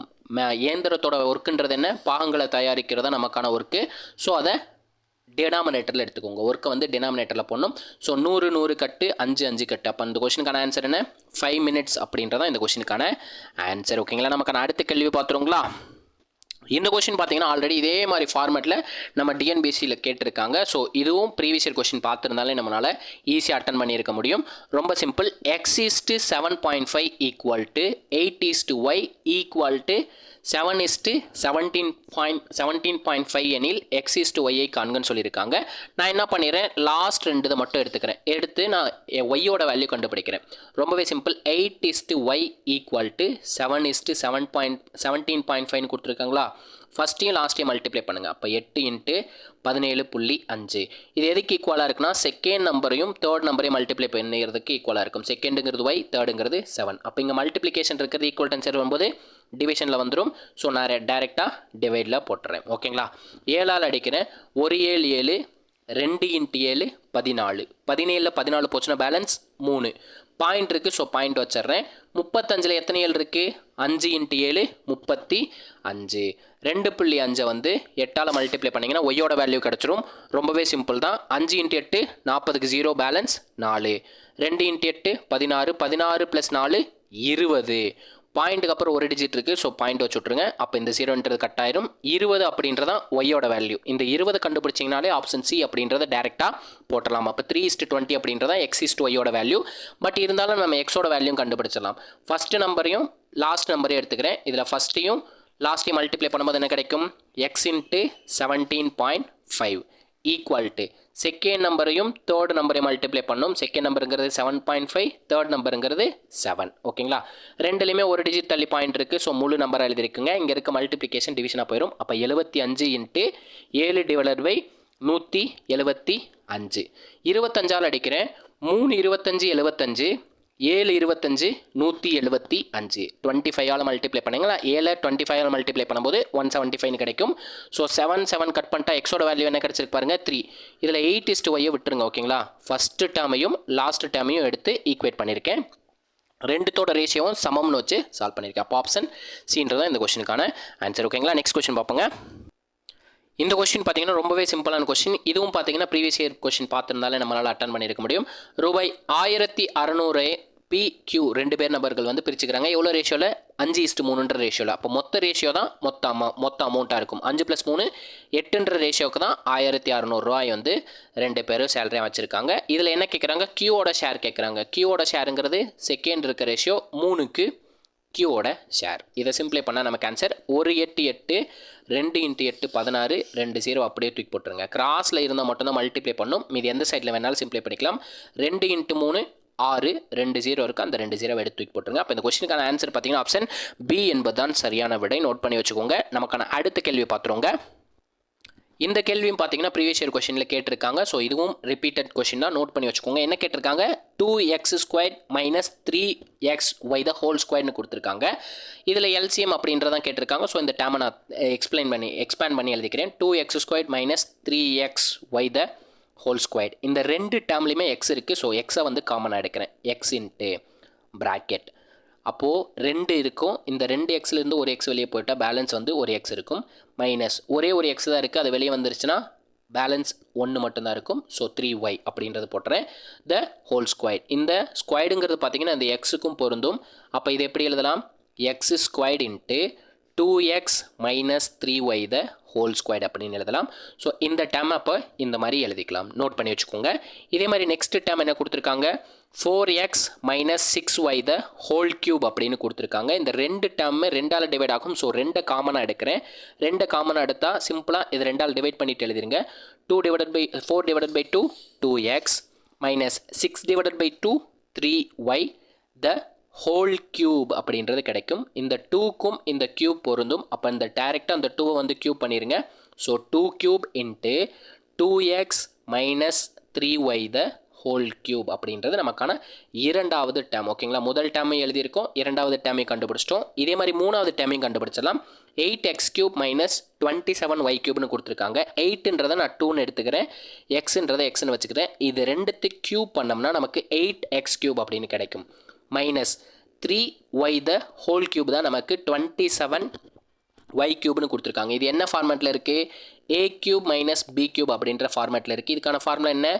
a minus b into a squared plus ab plus b squared அப்படின்றதான் இதுக்கான ஃபார்முலா. ஓகேங்களா, ஏக்கு பதிலாக 2x இருக்குது, பிக்கு பதிலாக 3y இருக்குது. அப்படி எழுதிருங்க. இப்போ ரெண்டையும் மைனஸ் பண்ணும். அப்போ 2x மைனஸ் 3y இன்ட்டு ஏங்கிறது கொடுத்துருக்காங்க, ஏவை ஸ்கொயர் பண்ணும், ஏங்கிறது 2x, 2x ஸ்கொயர் பண்ணால் 2 into 2 4, x into X X squared plus AB, ஏங்கிறது 2x, பிங்கிறது 3y. இப்போ 2வையும் 3யும் மல்டிப்ளை பண்ணால் 6ன்னு கிடைக்கும், எக்ஸையும் ஒய்யும் மல்டிப்ளை பண்ணால் xy அப்படின்றது கிடைக்கும். ப்ளஸ் 3yயை ஸ்கொயர் பண்ணிடுங்க. அப்போ 9y ஸ்கொயர்ட் அப்படின்றது கிடைக்கும். அப்போ 3 டேமையும் நம்ம எழுதிட்டோம். இந்த 3 எக்ஸ்பேண்ட் பண்ண டேமையும் நான் எழுதிடுறேன். ஓகேங்களா, ஃபஸ்ட்டு டேம் என்ன கிடச்சிச்சு நமக்கு? x squared into 2x minus 3y the whole squared அப்படின்றது ஃபஸ்ட்டு டேம். செகண்ட் டேம் எப்படி எழுதணும்? 2 cube into 2x minus 3y the whole cube அப்படின்னு கண்டுபிடிச்சோம். தேர்டு டேம் இப்போ தான் பார்த்தோம். 2x minus 3y into 4x squared plus 6xy plus 6xy, கொஞ்சம் எழுத்து மட்டும் மோசமாக இருந்தால் அட்ஜஸ்ட் பண்ணிக்கோங்க, ப்ளஸ் 9y ஸ்கொயர்ட் அப்படின்றத நமக்கு கிடைச்ச 3 டேம். இதுலேருந்து என்ன கண்டுபிடிக்க சொல்லியிருக்காங்க? எல்சிஎம் கண்டுபிடிக்க சொல்லியிருக்காங்க. அப்போ தனியாக இருக்க டேமை எல்சிஎம்க்கு கண்டிப்பாக கன்சிடர் பண்ணுவோம். ஸோ 2 கியூபுங்கிறது தனியாக இருக்குது, 2 கியூபை எடுத்துக்கலாம். அதேமாதிரி எக்ஸ் ஸ்கொயர்டுங்கிறது தனியாக இருக்குது, எக்ஸ் ஸ்கொயர்டை எடுத்துக்கலாம். நெக்ஸ்ட்டு என்ன பண்ணுவோம்? காமனாக இருக்கிறதுல ஹையஸ்ட் பவர் தான் எல்சிஎம் கண்டுபிடிச்சிக்குவோம். 2x மைனஸ் 3y அப்படிங்கிறது 3 டேம்லேயும் இருக்குது. 3 டேம்லேயும் ஹையஸ்ட் பவருங்கிறது என்ன? 2x minus 3y the whole cube. அப்போ 2x minus 3y the whole cube அப்படின்றத கன்சிடர் பண்ணிக்குவோம். இந்த எம்டி ஸ்பேஸ், அதாவது இந்த இது இருக்குது பார்த்தீங்களா, காமன் இல்லாத டேமையும் எல்சிஎம்க்கு கண்டுபிடிச்சிக்குவோம். ஸோ சேர்த்துக்குவோம். So 4x squared plus 6xy plus 9y squared. அப்போ இந்த கொஸ்டினுக்கான ஆன்சர் எங்கே இருக்குன்னு பாருங்களேன். எங்கே இருக்குது பாருங்கள்? ஆப்ஷன் பியில் இருக்குது. நல்லா நோட் பண்ணுங்கள், ஆப்ஷன் பியில் இருக்குது. 2 cube X squared 2x minus 3y the whole cube, 2x minus 3y the whole cube. அப்படியே இந்த டேம் மூணுத்துலேயும் காமனாக இருக்குது. ஸோ அந்த டேமை அப்படி எடுத்திருக்காங்க. ஆப்ஷன் பி அப்படின்றதான் இந்த கேள்விக்கான ஆன்சர். இந்த கேள்வி ரிப்பீட்டட் கொஸ்டின் தான் கேட்டிருக்காங்க. ஸோ நோட் பண்ணி வச்சுக்கோங்க. நமக்கான அடுத்த கேள்வி பார்த்துருங்க. இந்த கொஸ்டினில் என்ன கொடுத்துருக்காங்க பாருங்கள். Find the next dam. அடுத்த உறுப்பு கண்டுபிடிக்க சொல்லிட்டு நமக்கு என்ன கொடுத்துருக்காங்க? 0.5, 0.6, 1.5, 4, 8.9 அப்படின்னு கொடுத்துருக்காங்க. ஓகேங்களா, ரொம்பவே சிம்பிளாக சால்வ் பண்ணிடலாம். டிஃப்ரென்ஸ் மட்டும் பாருங்கள். 0.5லேருந்து 0.6 வரணும்னா எவ்வளோ கூட்டியிருக்கலாம்? 0.1 கூட்டியிருக்கலாம். அதே மாதிரி 0.6லேருந்து 1.5 போனோம்னா எவ்வளோ கூட்டியிருக்கலாம்? 0.9 கூட்டியிருக்கலாம். 9 + 6 15 கிடைக்கும். ஸோ 1.5 அப்படின்றது மாறிடும். ஓகேங்களா, 1.5லேருந்து நமக்கு 4 வரணும்னா எவ்வளோ கூட்டியிருக்கலாம்? ஒரு 2.5 வந்து ஆட் பண்ணிக்கலாம். ஓகேங்களா, ப்ளஸ் 2.5. இந்த 4லேருந்து 8.9 வரணும்னா எவ்வளோ கூட்டியிருக்கலாம்? 4.9 அப்படின்றது வந்திருக்கலாம். ஓகேங்களா, இந்த 0.1 நான் எப்படி எழுதிக்கிறேன்னா 1/10 எழுதிக்கிறேன். அதே மாதிரி 9 பார்த்தீங்கன்னா 0.9 9/10 எடுத்துக்கிறேன். 2.5 25/10 அப்படின்னு எடுத்துக்கிறேன். 4.9 49/10 அப்படின்னு எடுத்துக்கிறேன். அப்போ காமனாக எல்லாத்தையும் 10ஆல் டிவைட் பண்ணியிருக்காங்க. இந்த 1, 9, 25, 70, 49 அப்படின்லாம் என்ன நம்பர்? 1 ஸ்கொயர்டோட வேல்யூ 1, 3 ஸ்கொயர்டோட வேல்யூ 9, 5 ஸ்கொயர்டோட வேல்யூ 25, 7 ஸ்கொயர்டோட வேல்யூ 49. அப்போ நல்லா நோட் பண்ணுங்கள், 1 3 5 எல்லாமே ஆட் நம்பர், ஒற்றை எண்களாக இருக்குது. அப்போ நெக்ஸ்ட் வரப்போகிற ஒற்றைப்படை எண் பார்த்தீங்கன்னா 9. அப்போ 9 ஸ்கொயர் பண்ணி 10ஆல் டிவைட் பண்ணணும். 9 ஸ்கொயர் வேல்யூ என்ன? 81. அதை 10ஆல் டிவைட் பண்ணால் நமக்கு என்ன கிடைக்கும்? ஒரு டிஜிட் தள்ளி புள்ளி வச்சிங்கன்னா 8.1 அப்படின்றத நமக்கு 9 ஸ்கொயர் பை 10ஓட வேல்யூ. அதை நம்ம 8.9ஆல் ஆட் பண்ணால் நமக்கான நெக்ஸ்ட் நம்பர் கிடைக்கும். ஸோ 8.9ஓட கூட்டிடுங்க. 9 + 1 10க்கு 0 பாயிண்ட் வச்சுக்கலாம். பேலன்ஸ் 1. 8 + 8 16, 16 + 1 17. அப்போ 17 அப்படின்றதா இந்த கொஷினுக்கான ஆன்சர். எக்ஸாக்டாக 17.0 அப்படின்றதா இந்த கொஷினுக்கான ஆன்சர். ஆப்ஷன் டியில் இருக்குது. ஓகேங்களா, லாஜிக்கு மட்டும் தெரிஞ்சு வச்சுக்கோங்க, ரொம்பவே சிம்பிள் தான். நமக்கான அடுத்த கேள்வி பார்த்துருவோமா? இந்த கொஷினில் என்ன சொல்லியிருக்காங்க பாருங்கள். ABCDE மற்றும் Fன்ற ஒரு சகோதரர்கள், ஒன்று விட்ட சகோதரர்கள் இருக்காங்கன்னு சொல்லியிருக்காங்க. அவர்களில் எந்த இரு சகோதரர்களுக்கும் ஒத்த வயதினர் அல்ல, அதாவது எந்த 2 பேருக்கும் பார்த்தீங்கன்னா சேம் ஏஜில், அதாவது ABயோட வயசு வந்து சேம் இல்லை, BCயோட வயசு சேம் இல்லை, 2 பேரோட வயசு சேமாக இருக்காது. அப்போ யாரோட வயசும் சமமாக இல்லைன்னு சொல்லியிருக்காங்க. நெக்ஸ்ட் என்ன சொல்லியிருக்காங்க? அனைவரும் பிறந்த தினம் சமம்னு சொல்லியிருக்காங்க. 2 பேர் எல்லாத்தோட டேட்டு, பர்த் டேட் வந்து சமம்னு சொல்லியிருக்காங்க. ஓகே, இதெல்லாம் நமக்கு பிரச்சனை இல்லை. நெக்ஸ்ட் என்ன சொல்லியிருக்காங்க பாருங்களேன். அவர்களில் மிக குறைந்த வயது உடையவர் வந்து 17, அதாவது லீஸ்ட் ஏஜ் பார்த்தீங்கன்னா 17, அதை எல்லுன்னு எடுத்துக்கிறேன். ஓகேங்களா, அதே மாதிரி ஹையஸ்ட் ஏஜ், லார்ஜஸ்ட் ஏஜ் பார்த்தீங்கன்னா ஓகேங்களா, மிகப்பெரிய வயதுங்கிறது இருக்காரு. எவ்வளோ அப்படின்னு பார்த்தீங்கன்னா 22. அப்போ ஈயோட வயசு பார்த்தீங்கன்னா 22. இவர் தான் அவங்க எல்லாத்த விட பெரியவர். ஓகேங்களா, அவங்க எல்லாத்த விட பெரியவர். நெக்ஸ்ட் என்ன சொல்லியிருக்காங்க? F ஆனவர் B மற்றும் Dக்கு இடையில் ஏதோ ஒரு வயது கொண்டவர். அதாவது Fன்ற ஒரு பார்த்தீங்கன்னா Bக்கும் Dக்கும் இடையில இருக்காங்க, ஆனால் அவங்களோட வயசு வந்து ஏதோ ஒன்றுன்னு சொல்லிட்டாங்க. நெக்ஸ்ட் என்ன சொல்லியிருக்காங்க? A ஆனவர் Bயை விட பெரியவர். அதாவது ஏன்றவர் வந்து பார்த்தீங்கன்னா Bயை விட பெரியவர், அதாவது வாய் அகண்டு இருந்துருச்சுன்னா பெருசு, அப்போ ஏ தான் பெருசு. ஓகே, வச்சுக்கலாம். நெக்ஸ்ட் என்ன சொல்லியிருக்காங்க? C என்பவர் Dயை விட பெரியவர், அதாவது Cன்றவர் இருக்காரு, அவர் Dயை விட பெருசாக இருக்காருன்னு சொல்லிட்டாங்க. ஓகேங்களா, இதுதான் நமக்கான கண்டிஷன்ஸாக கொடுத்துருக்காங்க. ஓகேங்களா, நெக்ஸ்ட்டு நல்லா நோட் பண்ணிக்கோங்க, இந்த கண்டிஷன் மட்டும் நமக்கு சாட்டிஸ்ஃபை ஆகணும். கரெக்டுங்களா? அப்போ நம்ம இது எப்படி எழுதலாம்?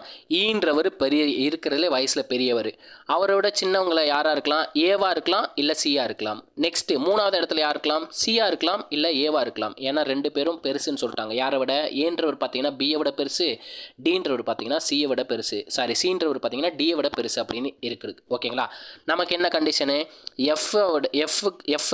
எஃப்ன்றவர் பிட்வீனில் இருக்கார். யாருக்கு பிட்வீனில்? பிக்கும் டிக்கும் இன்பிட்வீனில் இருக்காங்க. ஓகேங்களா, பிக்கும் டிக்கும் இன்பிட்வீனில் இருக்காங்க.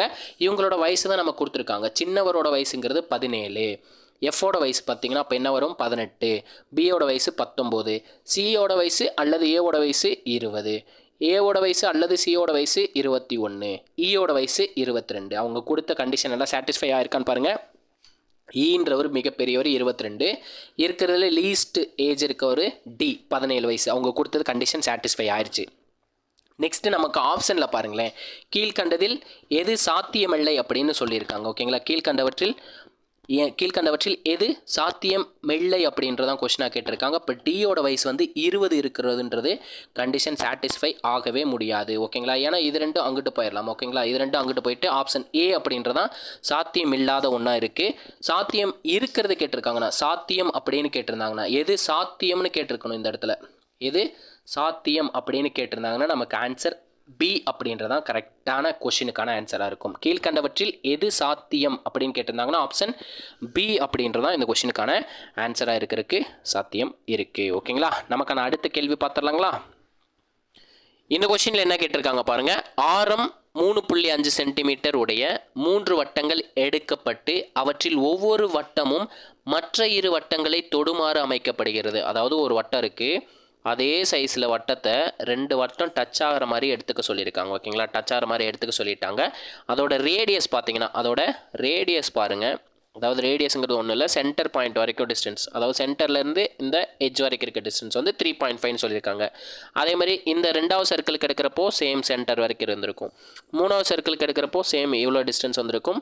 அதை எல்லாத்தையும் கனெக்ட் பண்ணோம்னா நமக்கு ஒரு ட்ரையாங்கிள் மாதிரி ஃபார்ம் ஆகிருக்கும். கரெக்டுங்களா, ரேடியஸுங்கிறது 3.5. ஓகேங்களா, அதே மாதிரி இந்த சைடு ரேடியஸுங்கிறது 3.5, எல்லா சைடுமே 3.5 அப்படின்ற டிஸ்டன்ஸ் இருக்குது. கரெக்டுங்களா, இதை நான் வந்து பாயிண்ட்ஸாக எடுத்துக்கிறேன். இது வந்து ஒரு எம், என், ஓ அப்படின்ற பாயிண்ட் மாதிரி எடுத்துக்கிறேன். அப்போ நமக்கு ட்ரையாங்கிள் ஒரு ட்ரையாங்கிள் ஈக்குவலேட்ரல் ட்ரையாங்கிள் சமபக்க முக்கோணம் அப்படின்றது கிரியேட் ஆயிருக்குங்களா. சென்டரை வந்து ரெண்டுத்தையுமே சமபாதியாக பிரிச்சிருக்கு. இது ஒரு 3.5, இது ஒரு 3.5. அப்போ டோட்டல் டிஸ்டன்ஸ் அப்படின்றது பார்த்தீங்கன்னா 7. அப்போது ஏ அப்படின்றது சமபக்க முக்கோணத்தோட பக்கம் அப்படின்றது எல்லா பக்கமும் சேமாக இருக்கும். ஏ அப்படின்றது பார்த்தீங்கன்னா 7 சென்டிமீட்டர் அப்படிங்கிறதான் ஏ வச்சுக்கலாம். ஓகேங்களா. நெக்ஸ்ட் என்ன கேட்டிருக்காங்க பாருங்கள். எனில் அவ்வட்டங்களுக்கு இடைப்பட்ட பகுதியின் பரப்பு, அந்த வட்டத்துக்கு இந்த இடைப்பட்ட பரப்பு, அதை கலர் சேஞ்ச் பண்ணிக்கிறேன் நான். இந்த ப்ளூ கலர் இருக்குது பார்த்தீங்களா, இந்த எம்டி ஸ்பேஸ் இருக்குது பார்த்தீங்களா, இதோட பரப்பளவு கேட்டிருக்காங்க. ரொம்பவே சிம்பிள் தான். அப்போ நம்ம என்ன பண்ணிடலாம், அதாவது இந்த ட்ரையாங்கிளோட ஏரியா கண்டுபிடிச்சோம்னா நமக்கு அந்த ட்ரையாங்கிள்குள்ளே இருக்க ஏரியா கிடச்சிரும். அதே மாதிரி மூணு வட்டக்கோண பகுதி இருக்குது. இந்த இடத்துல பாருங்கள் 3 பகுதி இருக்குங்களா.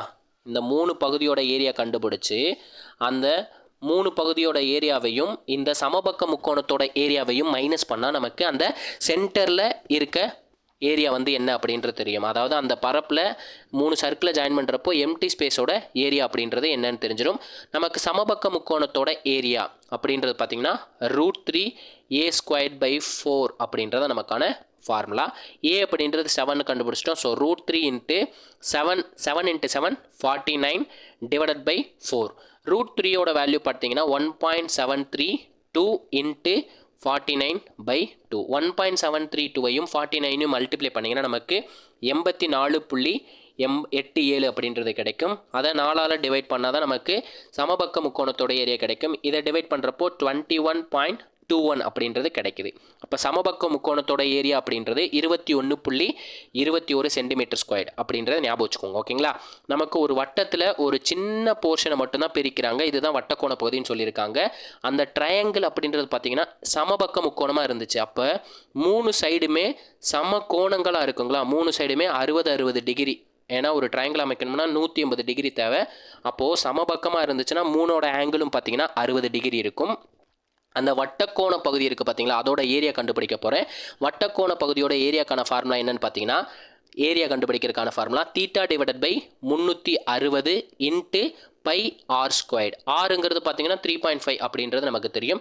தீட்டா அப்படின்றது நமக்கு தெரியாத சார் அப்படின்னா அதுக்கு தான் நம்ம இப்போ ஆங்கிள் எல்லாம் பார்த்தோம். 60 டிகிரி சமபக்க முக்கோணம்னா 60 டிகிரி இருக்கும். ஓகேங்களா. அப்போ 60/360 × பையோட வேல்யூ 22/7 × 3.5 × 3.5. ஆரோட வேல்யூ 3.5. ஓகேங்களா. ஒரு 0க்கு ஒரு 0 அடிச்சு விட்றேன். 1 6 6 × 6 36. 3 × 2 6. 11 × 2 22. ஒரு 7 7. 0.5 × 7 3.5 அப்படின்றது கிடைக்கும். ஓகேங்களா. அப்போ நமக்கு பேலன்ஸ் என்ன இருக்குது பாருங்கள். 11 × 0.5 × 3.5 / 3 அப்படின்றதுக்கு. ஸோ 11 × 0.5 × 3.5 / 3 அப்படின்றது இருக்குது. ஸோ நம்ம என்ன பண்ணலாம், இந்த 3 வேல்யூ மல்டிப்ளை பண்ணோம்னா நமக்கு 19.25 அப்படின்றது கிடைக்கும். அதை 3ஆல் டிவைட் பண்ணுறப்போ நமக்கு ஒரு வட்டக்கோண பகுதியோட ஏரியா மட்டும் கிடச்சிருக்கும். ஓகேங்களா. இதை டிவைட் பண்ணால் 6 × 3 18. ஸோ பாயிண்ட் வச்சுக்கலாம். 4 × 3 12. 1 × 3 3. 6 × 3 15. அப்போது ஒரு வட்டக்கோண பகுதியோட ஏரியா பார்த்தீங்கன்னா 6.416 அப்படின்னு கிடச்சிருக்கு. ஓகேங்களா. நமக்கு அந்த இடத்துல 3 சர்க்கிளை கனெக்ட் பண்ணுறப்போ எத்தனை வட்டக்கோண பகுதி இருந்துச்சு, 3 சர்க்கிளை கனெக்ட் பண்ணுறப்போ நமக்கு 1 2 3 வட்டக்கோண பகுதி இருக்குது. நம்ம ஒரு வட்டக்கோண பகுதியோட ஏரியாவை தான் கண்டுபிடிச்சிருக்கோம். இதில் நமக்கு 3 வட்டக்கோண பகுதி இருக்குது. ஸோ ஏரியாவை வந்து 3ஆல் மல்டிப்ளை பண்ணிக்கோங்க. அப்போ 3 × 6.416 அப்படின்றத மல்டிப்ளை பண்ணால் நமக்கு வட்டக்கோணம் பகுதியோட ஏரியா என்னென்னு கிடச்சிடும். இதை ரெண்டுத்தையும் மல்டிப்ளை பண்ணும்போது 19.25 அப்படின்றது கிடைக்குங்க. ஓகேங்களா. அப்போ நமக்கு என்ன சொன்னோம், சமபக்க முக்கோணத்தையும் 3 டைம்ஸ் ஆஃப் வட்டக்கோண பகுதியோட ஏரியாவையும் மைனஸ் பண்ணால் நமக்கு அந்த எம்டி போர்ஷனோட ஏரியா கிடைக்கும்னு சொன்னோம். அப்போது சமபக்க முக்கோணத்தோட ஏரியாங்கிறது 21.21 அப்படின்னு கண்டுபிடிச்சோம். 3 டைம்ஸ் ஆஃப் வட்டக்கோண பகுதியோட ஏரியா அப்படின்றது 19.25ன்னு கண்டுபிடிச்சோம். இது ரெண்டுத்தையும் மைனஸ் பண்ணால் நமக்கான ஆன்சர் 1.96 அப்படின்னு கிடைக்குங்க. ஸோ அப்ராக்சிமேட்டாக அடுத்த டிஜிட் போகும்போது 7. ஆப்ஷன் ஏ அப்படின்றதா இந்த கொஷினுக்கான ஆன்சர். ஓகேங்களா. நோட் பண்ணி வச்சுக்கோங்க. கான்செப்டாக கேட்டிருக்காங்க. ஸோ நமக்கு குரூப் 4 குரூப் 2 எப்படி இருக்க போகுதுன்னு இதை வச்சு ஒரு ஐடென்டிஃபை பண்ணிக்கோங்க. ஓகேங்களா. நமக்கான அடுத்த கேள்வி பார்த்துருவோங்களா. இந்த கொஷினில் என்ன கேட்டிருக்காங்க பாருங்கள். 3 ஆண்டுகளுக்கு கணக்கிடப்பட்டால் கணக்கிட்டால் தனி வட்டிக்கும் கூட்டு வட்டிக்கும் இடையே உள்ள வித்தியாசம் 183. ஸோ 183ங்கிறது compound interest, simple interest difference. Rate of interest வந்து 5% கொடுத்துட்டு அசலோட வேல்யூ கேட்குறாங்க. இந்த மாதிரி அசலோட வேல்யூ கேட்குறப்போ டிஃப்ரென்ஸாக எழுதிருங்க. என் எத்தனை வருஷம் இருக்கோ அத்தனை டைம் 100ஆல் மல்டிப்ளை பண்ணிடுங்க. என் வந்து 3 இயர்ஸ், ஸோ 3 டைம்ஸ் வந்து 100ஆல் மல்டிப்ளை பண்ணிடுங்க. மல்டிப்ளை பண்ணிட்டு என்ன பண்ணுறீங்கன்னா 2 டைம் ரேட் ஆஃப் இன்ட்ரெஸ்ட்டால் டிவைட் பண்ணுங்கள். 3வது டைம் என்ன பண்ணுறீங்கன்னா இந்த ரேட் ஆஃப் இன்ட்ரெஸ்ட்டை 300 கூட கூட்டிடுங்க. ஓகேங்களா, 300 + 5 305. இதை சிம்ப்ளை பண்ணிங்கன்னா நமக்கான ஆன்சர் கிடச்சிரும். 5 × 5 25 ஆயிரும். ஸோ 25ஆல் அடிக்கிறேன். ஒரு 25 25, 4 25 100. 5ஆல் அடிக்கிறேன். 20 × 5 100, 61 × 5 305 அப்படின்னு கிடைக்கும். 61ஆல் அடிக்கிறேன். ஒரு 61 61, 3 61 183. அப்போ நமக்கு பேலன்ஸ் என்ன இருக்குது பாருங்கள், 3 × 4 12 × 20 12 × 2 24. அப்போ 240 கிடைக்கும். இங்கே 2 0 இருக்குது, அந்த 2 0 அப்படியே சேர்த்து விட்ருங்க. அப்போது அசல் அப்படின்றது பார்த்தீங்கன்னா 24,000 ரூபாய் என்பதுதான் இந்த கொஷினுக்கான ஆன்சர். 24,000 அப்படின்றதான் இந்த கொஷினுக்கான ஆன்சர். நோட் பண்ணி வச்சுக்கோங்க. நமக்கான அடுத்த கேள்வி பார்த்துருவோங்க. இந்த கொஸ்டினில் என்ன கேட்டிருக்காங்க பாருங்கள். ரமேஷ் ரூபாய் 15,600 வைப்பு தொகையாக 10% தனி வட்டி விகிதத்தில் முதலீடு செய்கிறார். அப்போ 15,000 ரூபாங்கிறது நமக்கான அசல். ரேட் ஆஃப் இன்ட்ரெஸ்ட்டுங்கிறது 10%. ஒவ்வொரு 2 ஆண்டின் முடிவில் அவர் வட்டி தொகையை அசலுடன் இணைக்கிறார் சொல்லியிருக்காங்க. அதாவது 2 வருஷத்துக்கு ஒரு வட்டி கிடைக்கும், அதை வந்து அவரோட பிரின்சிபலில் ஆட் பண்ணிடுறாரு.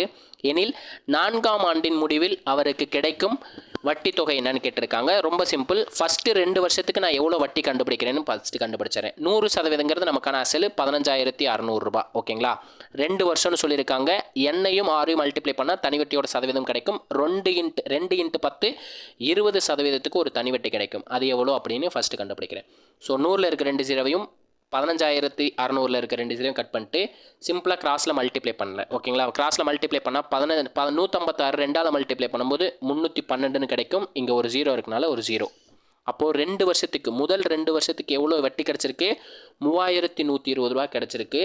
நமக்கு என்ன ஹிண்ட் கொடுத்துட்டாங்க, 2 ஆண்டு முடிவில் வந்து இந்த வட்டிங்கிறது அசலோடு சேர்க்கப்படும் சொல்லியிருக்காங்க. அசலுங்கிறது 15,000 ரூபாய்.